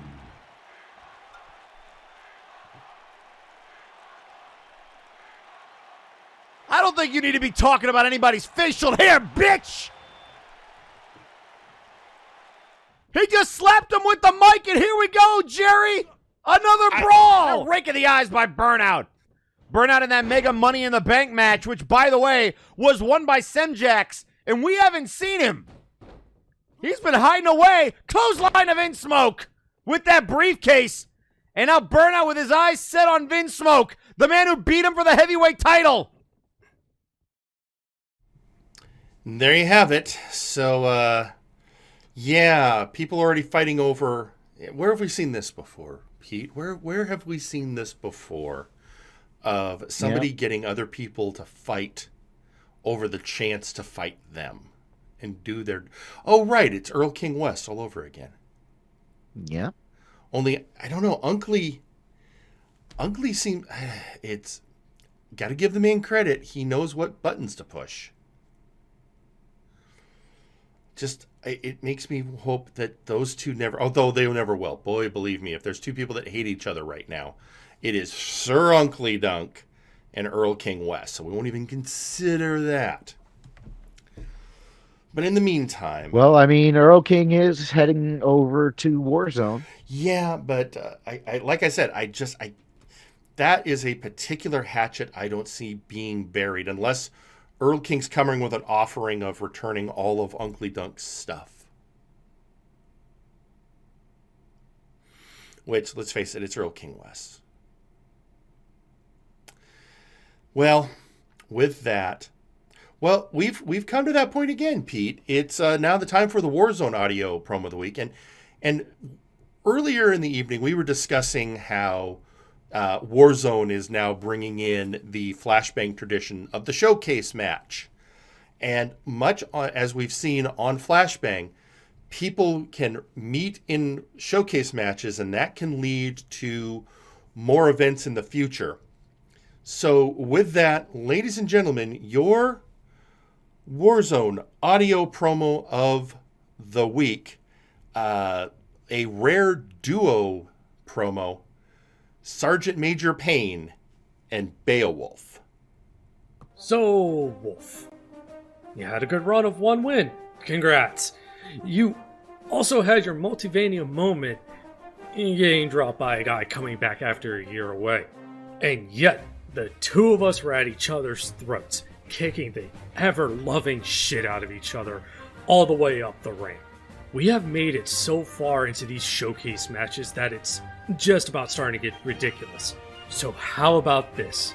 You, me, we kick the ever-loving shit out of each other. Think you have enough balls to stand up to the major pain that's about to come your way? So come, Beowulf. I'll be the Grendel to your so-called legend, and prove that even legends can bleed. Well, that didn't entirely go according to plan. Once again, the brass has this big surprise with the final fighter in my showcase being Shere Khan. They effectively ripped my victory away from me. This may have been part of a small tale, but I know that this isn't the end. Aside from that little mishap, I was right about what I said at Multivania. I was in the final 3. I proved to the brass and the rest of MNW that I can fight against who they consider the best. I need another fight. I need a legendary fight. After all, what's the point of calling myself a legend if I don't have the fights to show for it? Oh, wait a minute. I do. Must I remind the brass of how I got my scars and why I no longer have an arm? I fought a fucking dragon for Odin's sake. I mortally wounded Grendel in this very meat hall, and I even have his fucking mutilated arm mounted on the wall to show for it. It's a little bit of an eyesore, though. Shut the hell up! Or do I need to remind you of your place again, Ivar? Ah, by the gods with these people. Listen, I need a fight, and from what I hear, the Major wants to face me in singles competition. Sergeant Major Payne. I will agree that we have made it far in our past couple of matches, and we have, as you said, kicked the absolute hell out of each other. But need I remind you of those outcomes? Yes, me and you were the last two standing at my official debut. But not only did I take you on the midnight run and pin you for that 3 count, but I also made you tap out to the FTB at Multivania. You want that fight? You want to say that you're the Grendel in this tale? I accept. And I have 3 words for you. Just bring it. Because I am the fearless. I am Beowulf. And with that, we come to the ring and see Sergeant Major Payne taking on the legend incarnate, Beowulf. As we'd said, these two, since their debut on the roster, have seemed to be on a collision course, brought home by that one showcase match at Multivania.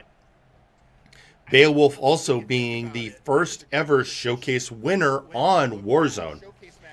And now he and the Unknown Soldier face each other. And this feels like the beginning of something. This feels like what we saw with the Brawl Kaiser and the Aristocratic Canid. What we saw with Brandon Boss and the Bad CG Ghost.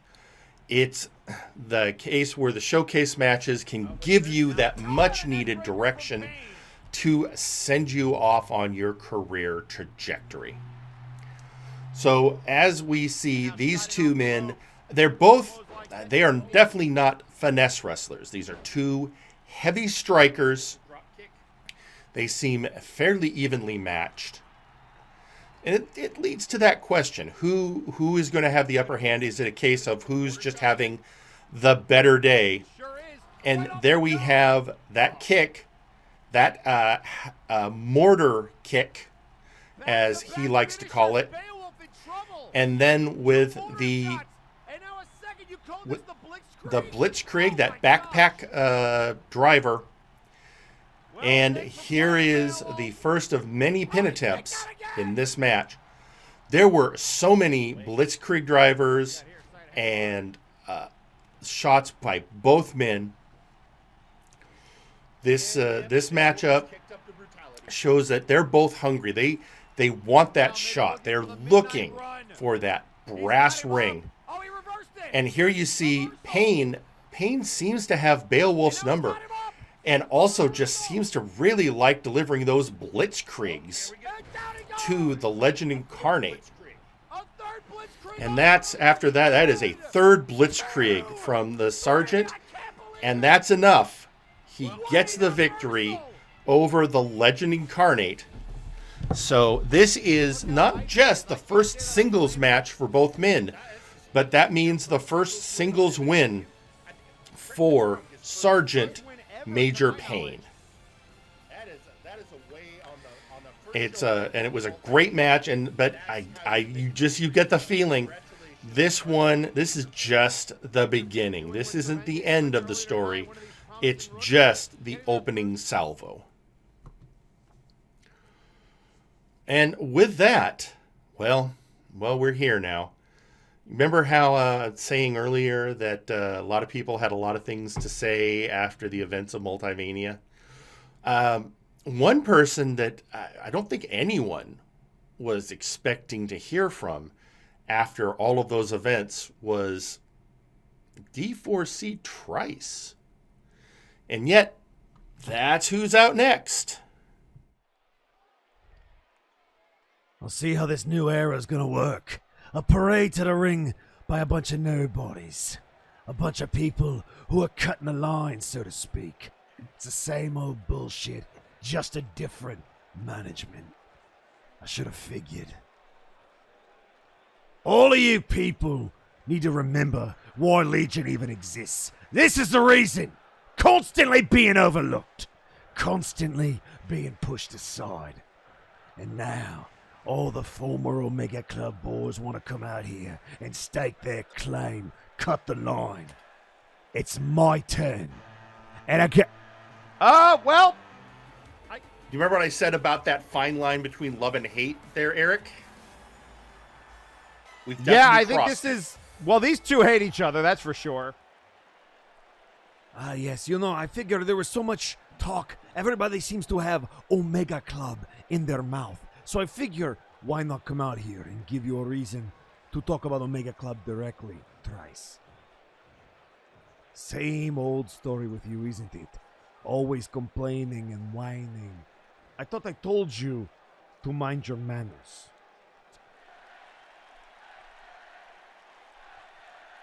And so you have chosen to go after Uncle Dunk. Why? Because you feel inferior to Windsmoke and Burnout? Because they have won the World Heavyweight Championship after they left Omega Club and you can't even sniff it. Is that what this is about, Trice? Are your feelings hurt? Have you been on Twitter too much? It is very, very bad for you. You made Omega Club fight battles it had no business being in, just like Windsmoke. I, on the other hand, will let my wrestling do the talking for me. So if you want to go after these two, I think I should be in line. You know, Alpha, you never could stop following Burnout in or around. Fine! Stick your nose where it don't belong. I've tried to ignore you. I've tried to let other people deal with you. But now I'm gonna have to deal with you to get what I want. And I have no problem going through you, cub.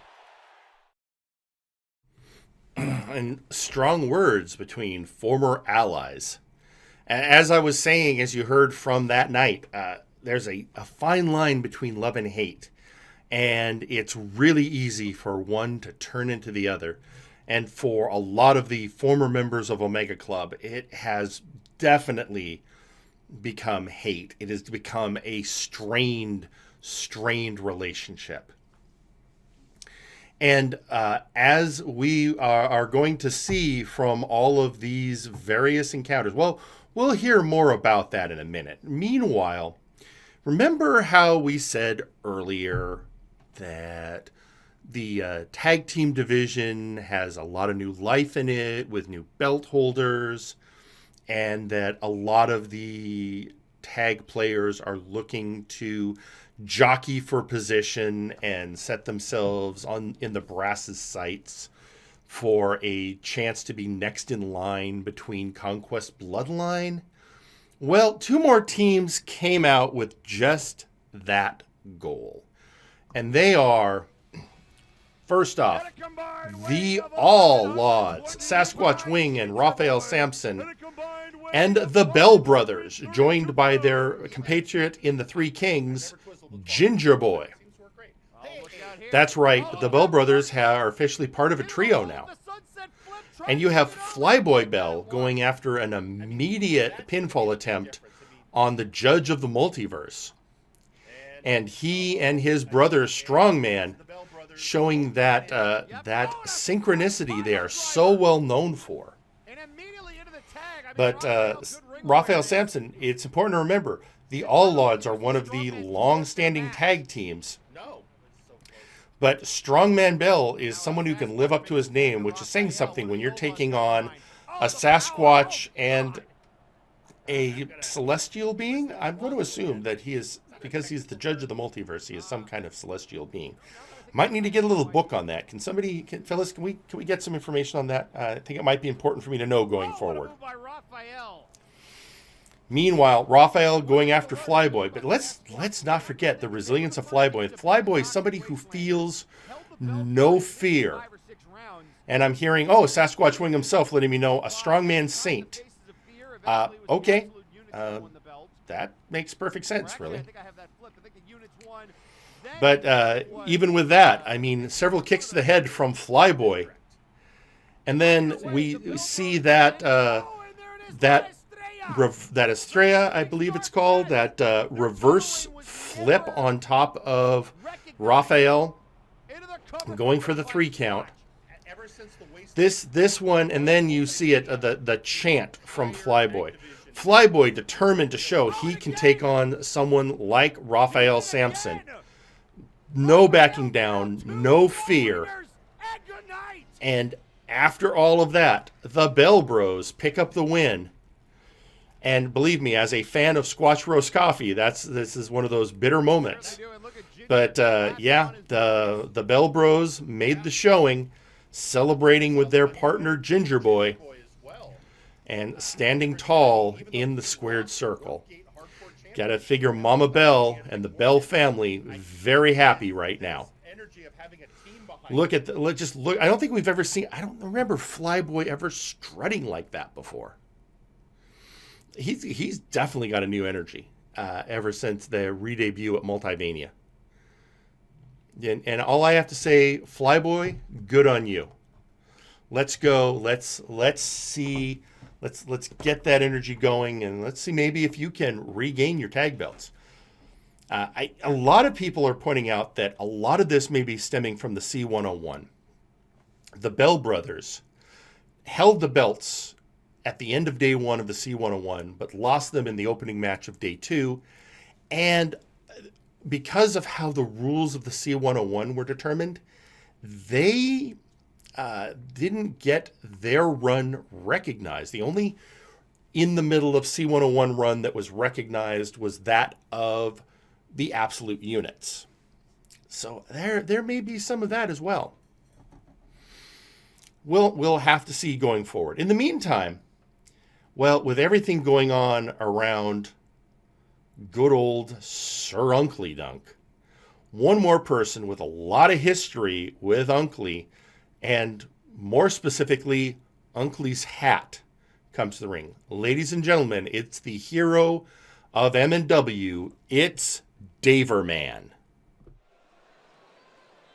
So I've heard a lot of declarations out here. I've heard a lot of announcements about what people were going to do or what they plan to do, or various feuds and rivalries being reignited out of nowhere. But I thought that somebody with an actual legitimate gripe should come out here and air their grievances. See, Unkley, I made a mistake so many months ago when I took your hat, and I paid dearly for it. Vin paid dearly for it. Papusa paid dearly for it. But ever since you got that hat back, you've been acting a little off. And now, no, I'm not trying to say that it's the influence of the hat. That's not where I'm going. And so I figured you never really did like me after I took your hat, but you never actually got in this ring with me. Not one-on-one. Not like it should have happened. And by the way, when I was wearing that hat, the only time we did fight, I knocked you and your boys out of the trios tournament. So when it comes to uh-oh. I mean, well, there was another player. I kind of expected that. Yeah. It seems people have very short memories around here. Daverman, wasn't it you that lost to Unkley at Future Shock, or are we just going to ignore that you have had an opportunity against him? And if there is anyone on the face of this earth that deserves an opportunity at Unkley, it is I, Probunaga. But I think the sun is kind of set on your empire, no pun intended. So how about you let me deal with Unkley Dunk? You know, now I know you've had issues with me since the whole hat thing, but if you want to do this right now, we could settle the score mano-y-mano. While I am always inclined to take up a challenge. That is exactly what Uncle Dunk would like. Us to be feuding with each other. Now, if I have to go through you to get my hands on him, then so be it. But I will not simply offer it up for free, not for Uncle and Mr. Butler's entertainment. Well, then how about this? How about we wait? How about we get Uncle to come out here? Since he's cowering in the back, everybody knows he's enjoying watching everybody fawn over him in his new championship, the one he won illegitimately. By the way, that is how you won your title too, right? While we're on the subject. You just couldn't help yourself. You know, there was a time when that would get under my skin, but after a while, so many people use the same insult over and over and over again that not only does it get tiresome, it builds the calluses, you see. So no, that doesn't get under my skin, and I agree we should wait. And whenever he makes his decision, I plan to capitalize. No pun intended. So there you have it. The hero of MNW and the glorious Emperor both calling on the Nexus Titan champion to come out and make a statement about all these people gunning for him. And we'll hear that in a little bit. But first, there was another little matchup. So Uncle Dunk was involved in so many things, including he was involved in a little incident involving a hospital. And that hospital, of course, being won back by Team Thunder Thighs. And Max is working on trying to get that hospital together. But in the meantime, there's another group that wanted to put Max and company in his place. That, of course, being VIP. And Max and his partner, Thunderbunga, had to find a partner. Wonder how that worked out. Well, let's look. So first off, we have VIP, the Doctor of Albinomics, Work Rate Wilson, and Ozir Turan. Facing Thunderbunga, Maximilian Thunder Thighs, and Ungabunga, and their surprise partner, Juan Chance. Now, a lot of people were questioning this. Juan hasn't had the best record. And a lot of people were questioning when going after one of the top teams in MNW with two of the top technical wrestlers if he was the right choice. But one of the things my broadcast partner that day, Eric Jenerickson, said is, wouldn't it be wild if Juan Chance pinned Wilson, son of Will? Could you imagine Twitter the next day?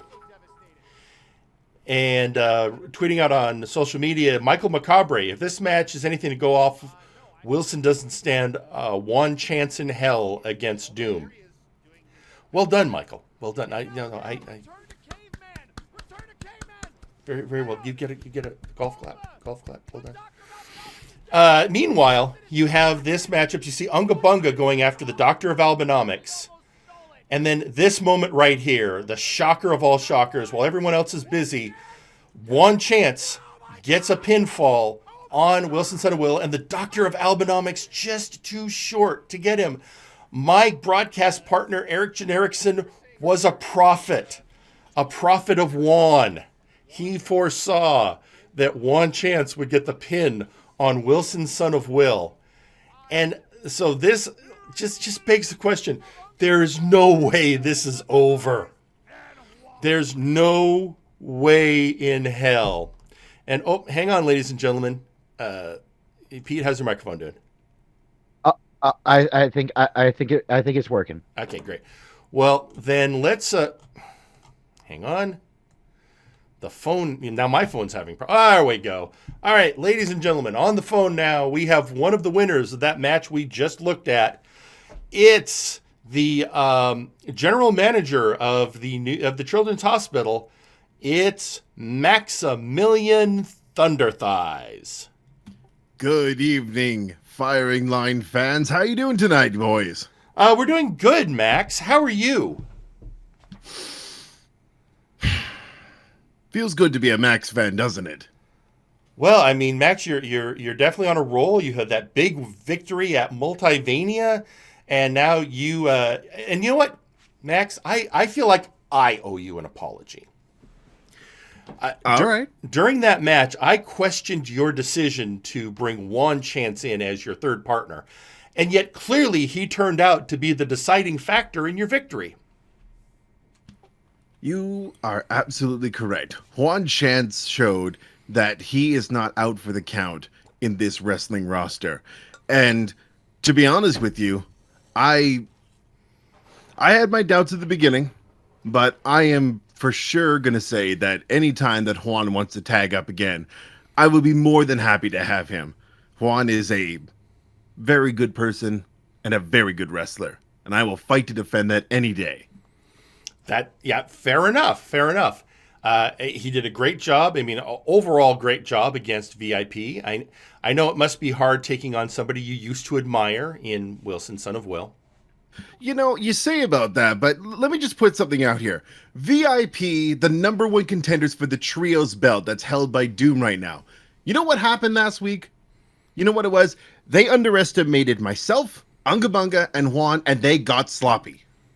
And these guys are the #1 contenders for the Trios belts? If their ego could fit into the arena at that match, it wouldn't been able to fit. And personally, maybe that belt needs a little bit something different. Are you sure that the Trios champions, the Trios #1 contenders should be VIP? I doubt that. Well, I mean, they won the opportunity, so I mean, they are next in line. They are the contenders. I'm not going to take that away from them. But do you think they're going to take home the belts? I don't know. But, I mean, it's not like me and Ungabunga could do it because, you know, we're only 2 people, right? Well, I don't know. If you decided to, I think we know who a good partner would be for you. All in due time, I suppose. Do you have any more questions for me? I do, actually. Max, we got this tape that we played earlier in the evening.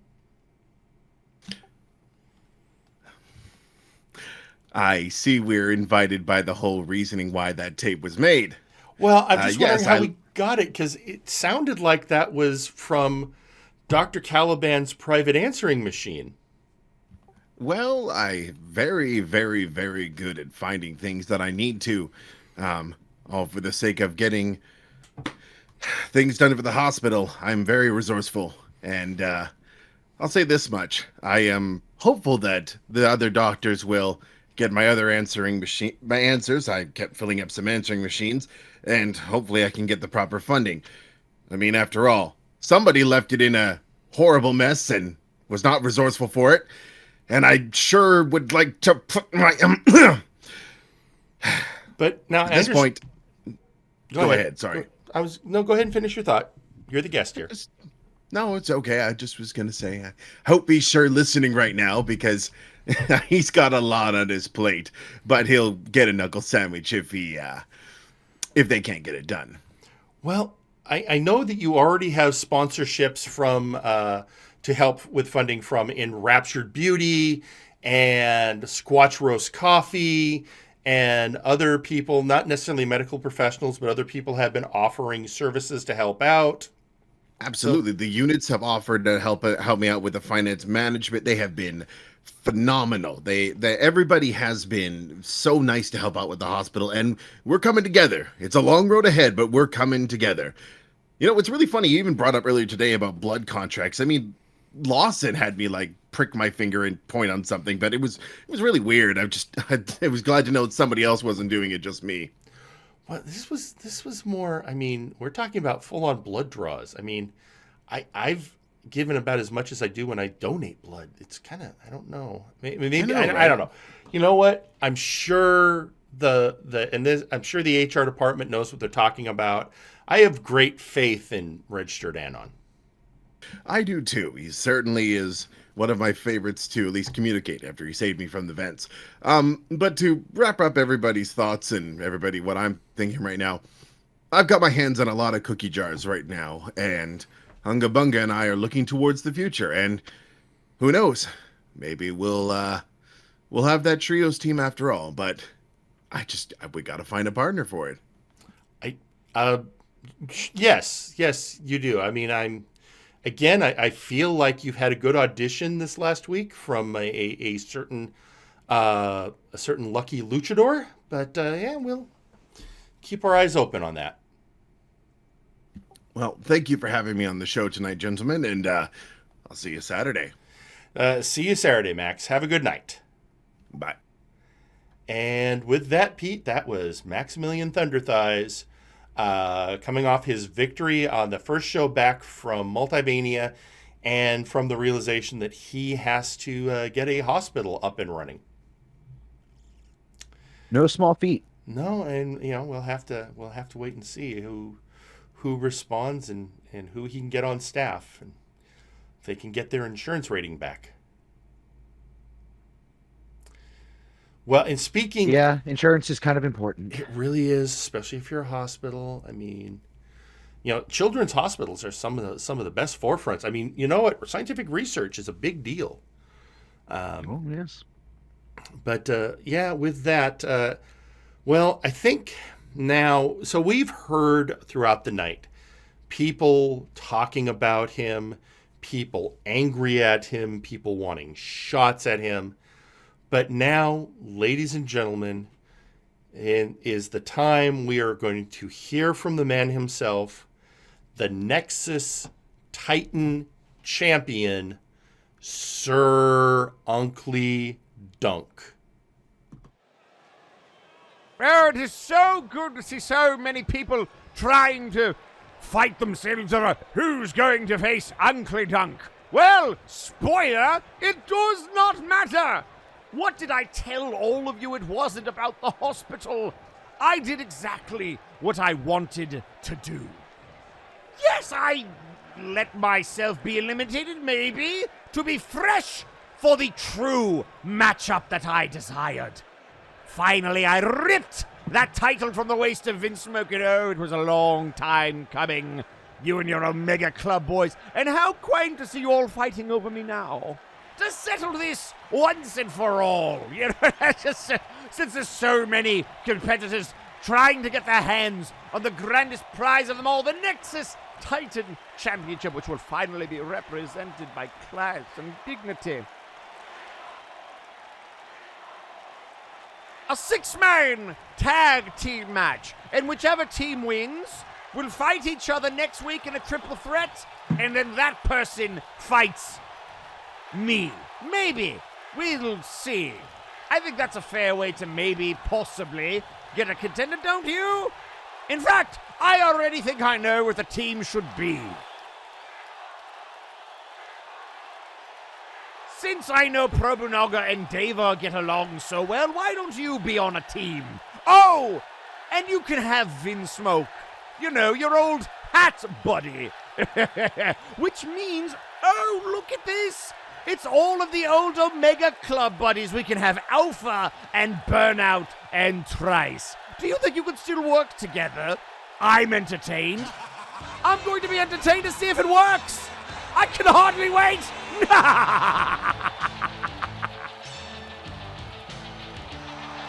All right, that's just mean.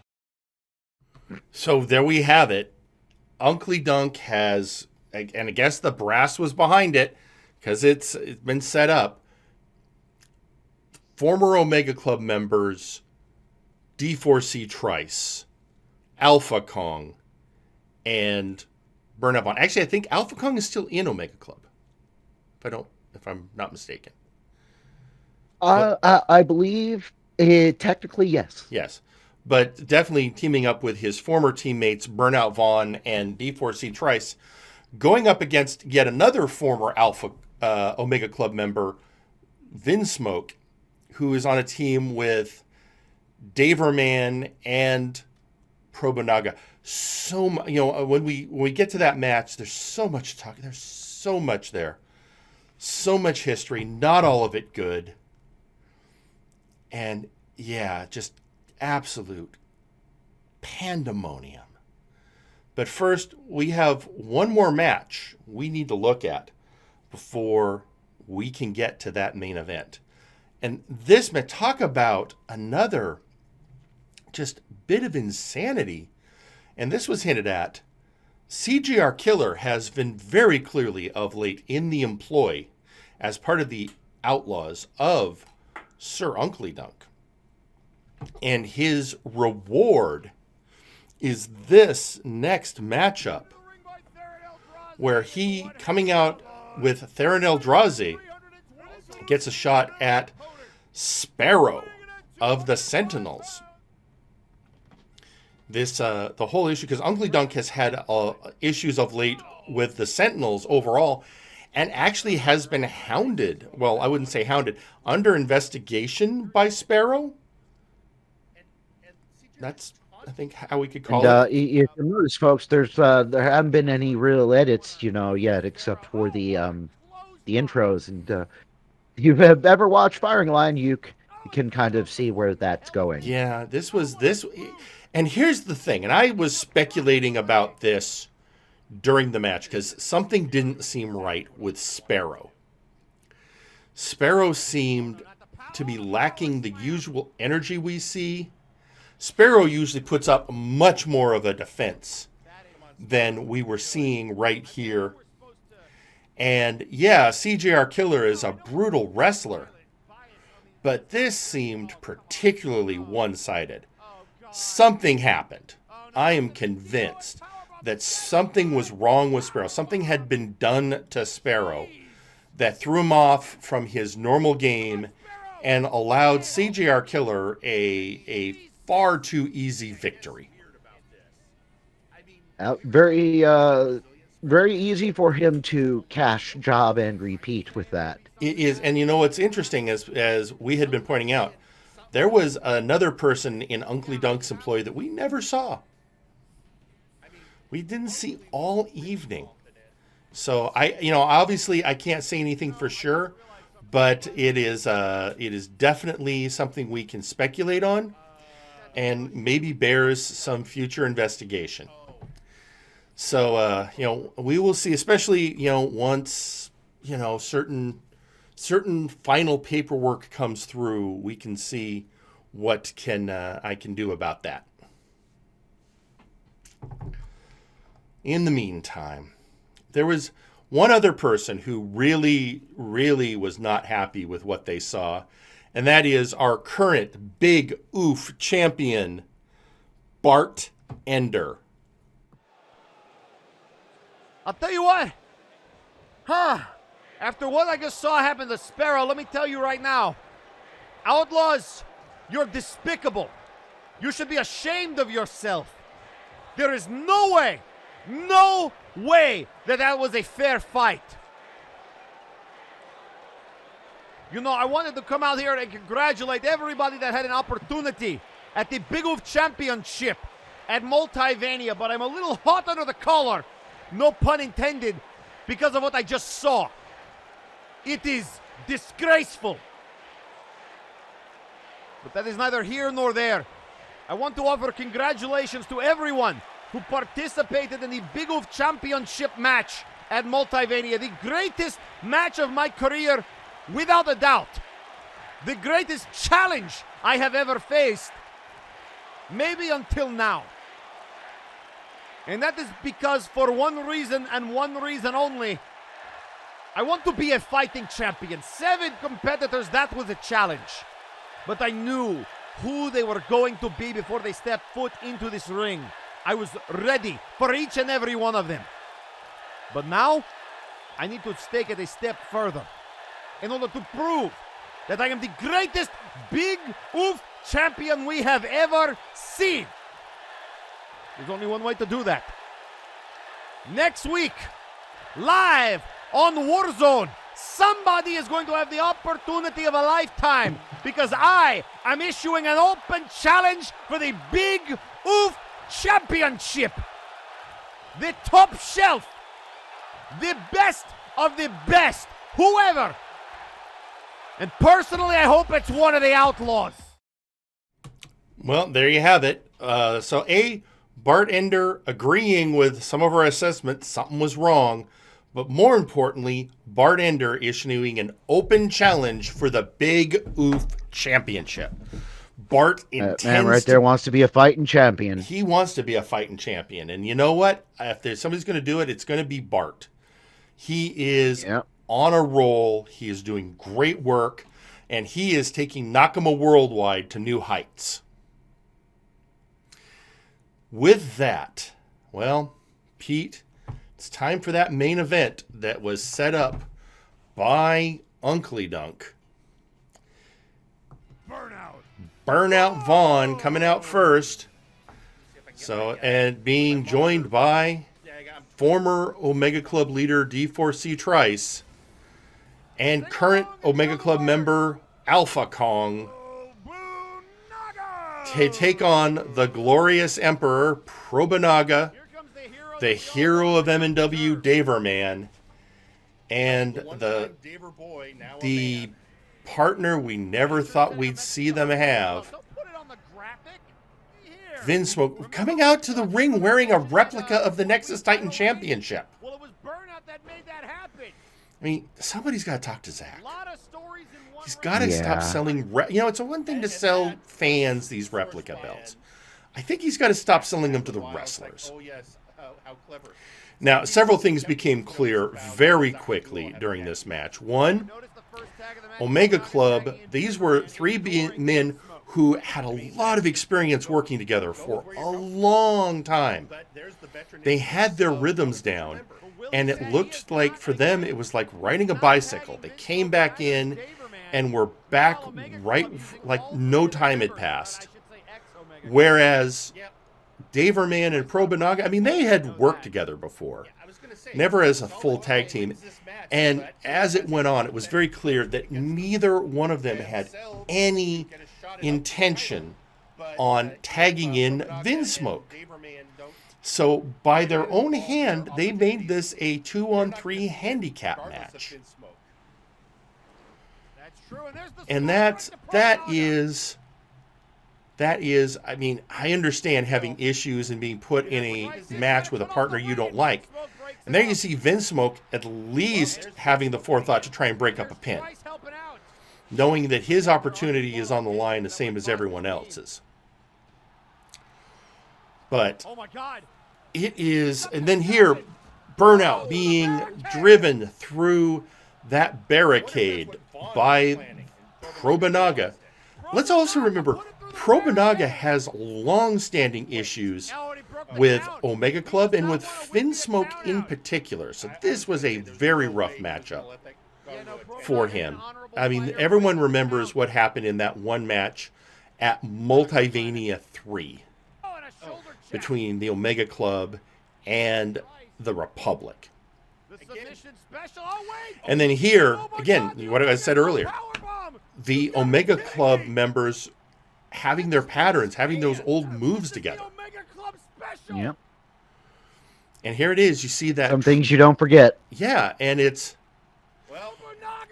those memories come back, and they know what to do, and they know this. They may not be happy with each other, but they know that they need a victory if they're going to get that opportunity to go after Uncle Dunk.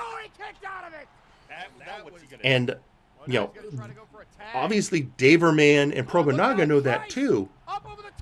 And talk about great move. I mean, Alpha Kong getting Daverman over there, and then Trice, well, being Trice. Tartarus, though, but there is no ref. That is Tartarus. And there he is. And this is the other thing you saw. Trice getting in the Tartarus on Daverman, but of course, the ref had been knocked silly and completely. I mean, he wasn't even looking when he called for that. But Trice, knowing he had something good going on. Yeah. And there you are, 2 Tartaruses in a row. And I have the greatest respect for Daverman and his ability and his resiliency. But there's a reason why this, was why Trice, back in the Omega Club days, was on quite the winning streak. That was always a devastating maneuver. And despite their animosity, celebrating together, knowing that next week, so this upcoming Saturday, you will have D4C Trice, Burnout Vaughn, and Alpha Kong in a 3-way match, the winner of which, to to get a shot, well, theoretically get a shot at Sir Uncle Dunk. Don't think I didn't see those weasel words. Don't think I didn't notice, but you know what? I'll make sure to have a sit down with the brass. See what kind of pull I currently have. Well, with that, Pete, that was the main event. First week officially back for Multivania. First week back. But that leaves us with one last bit of business to do before we call it a night. And ladies and gentlemen, it's time for the MNW Warzone Moment of the Week. Oh my God, he's gonna do! Oh my God, he almost stole it! I mean, oh no! Wait, oh my God, one chance! Yes! No, my God! Oh my God! I cannot believe it! Alba was too slow! I can't believe it! I'm just sitting here. So, Max, I'm sorry. Apparently you made the right choice. One chance has done the unthinkable! And well done, Juan. This one's for you. I cannot believe what I just saw! Remember what we said about what is it going to look like on Twitter? If there you saw one chance with that spinning face buster! And Wilson did not get up, and Alba was too late! Yeah, that's like you were saying earlier, Eric. Tomorrow on Twitter, if Juan managed to pin Wilson, well, that was. Do you have the power of prophecy? Here are your winners, the team of Unga Bunga, Maximilian Thunder Thighs, and Juan Chins! Juan finally gets his win over VIP, and it's against Wilson! There you have it. Undoubtedly, the Warzone Moment of the Week. And once again, congratulations to Juan. Do you think Wilson's going to be upset about this? All I have, past performance is the predictor of future behavior. And looking back over Wilson, Wilson is still holding grudges against people who cut him off in traffic in high school. So, yeah, I think we might hear something about it. Just maybe a little bit. Yeah, possibly. All right, ladies and gentlemen. Well, that is it. That was the final match. So tomorrow night, tune in at 5 p.m. Pacific time at twitch.tv/Edward Bosco for MNW Friday Night Flashbang. And then join Eric Generiksen and his co-host on Fridays, Hey Mr. Rabbit. And then on Saturday at 1 p.m. Pacific, same channel, join Eric Generiksen and myself for MNW Warzone. And with that, Pete, you got anything else? No, I got nothing. All right. Well, then, for Pete McPherson, I'm Jerry Aldini. Have a good night, everyone. Ladies and gentlemen, thank you for watching the Multiverse Nexus Wrestling YouTube channel. If you like this video, go ahead and drop a like, share the video, subscribe to the channel for more, and ring that bell to get notified whenever we post a new video. This has been Joe, signing out.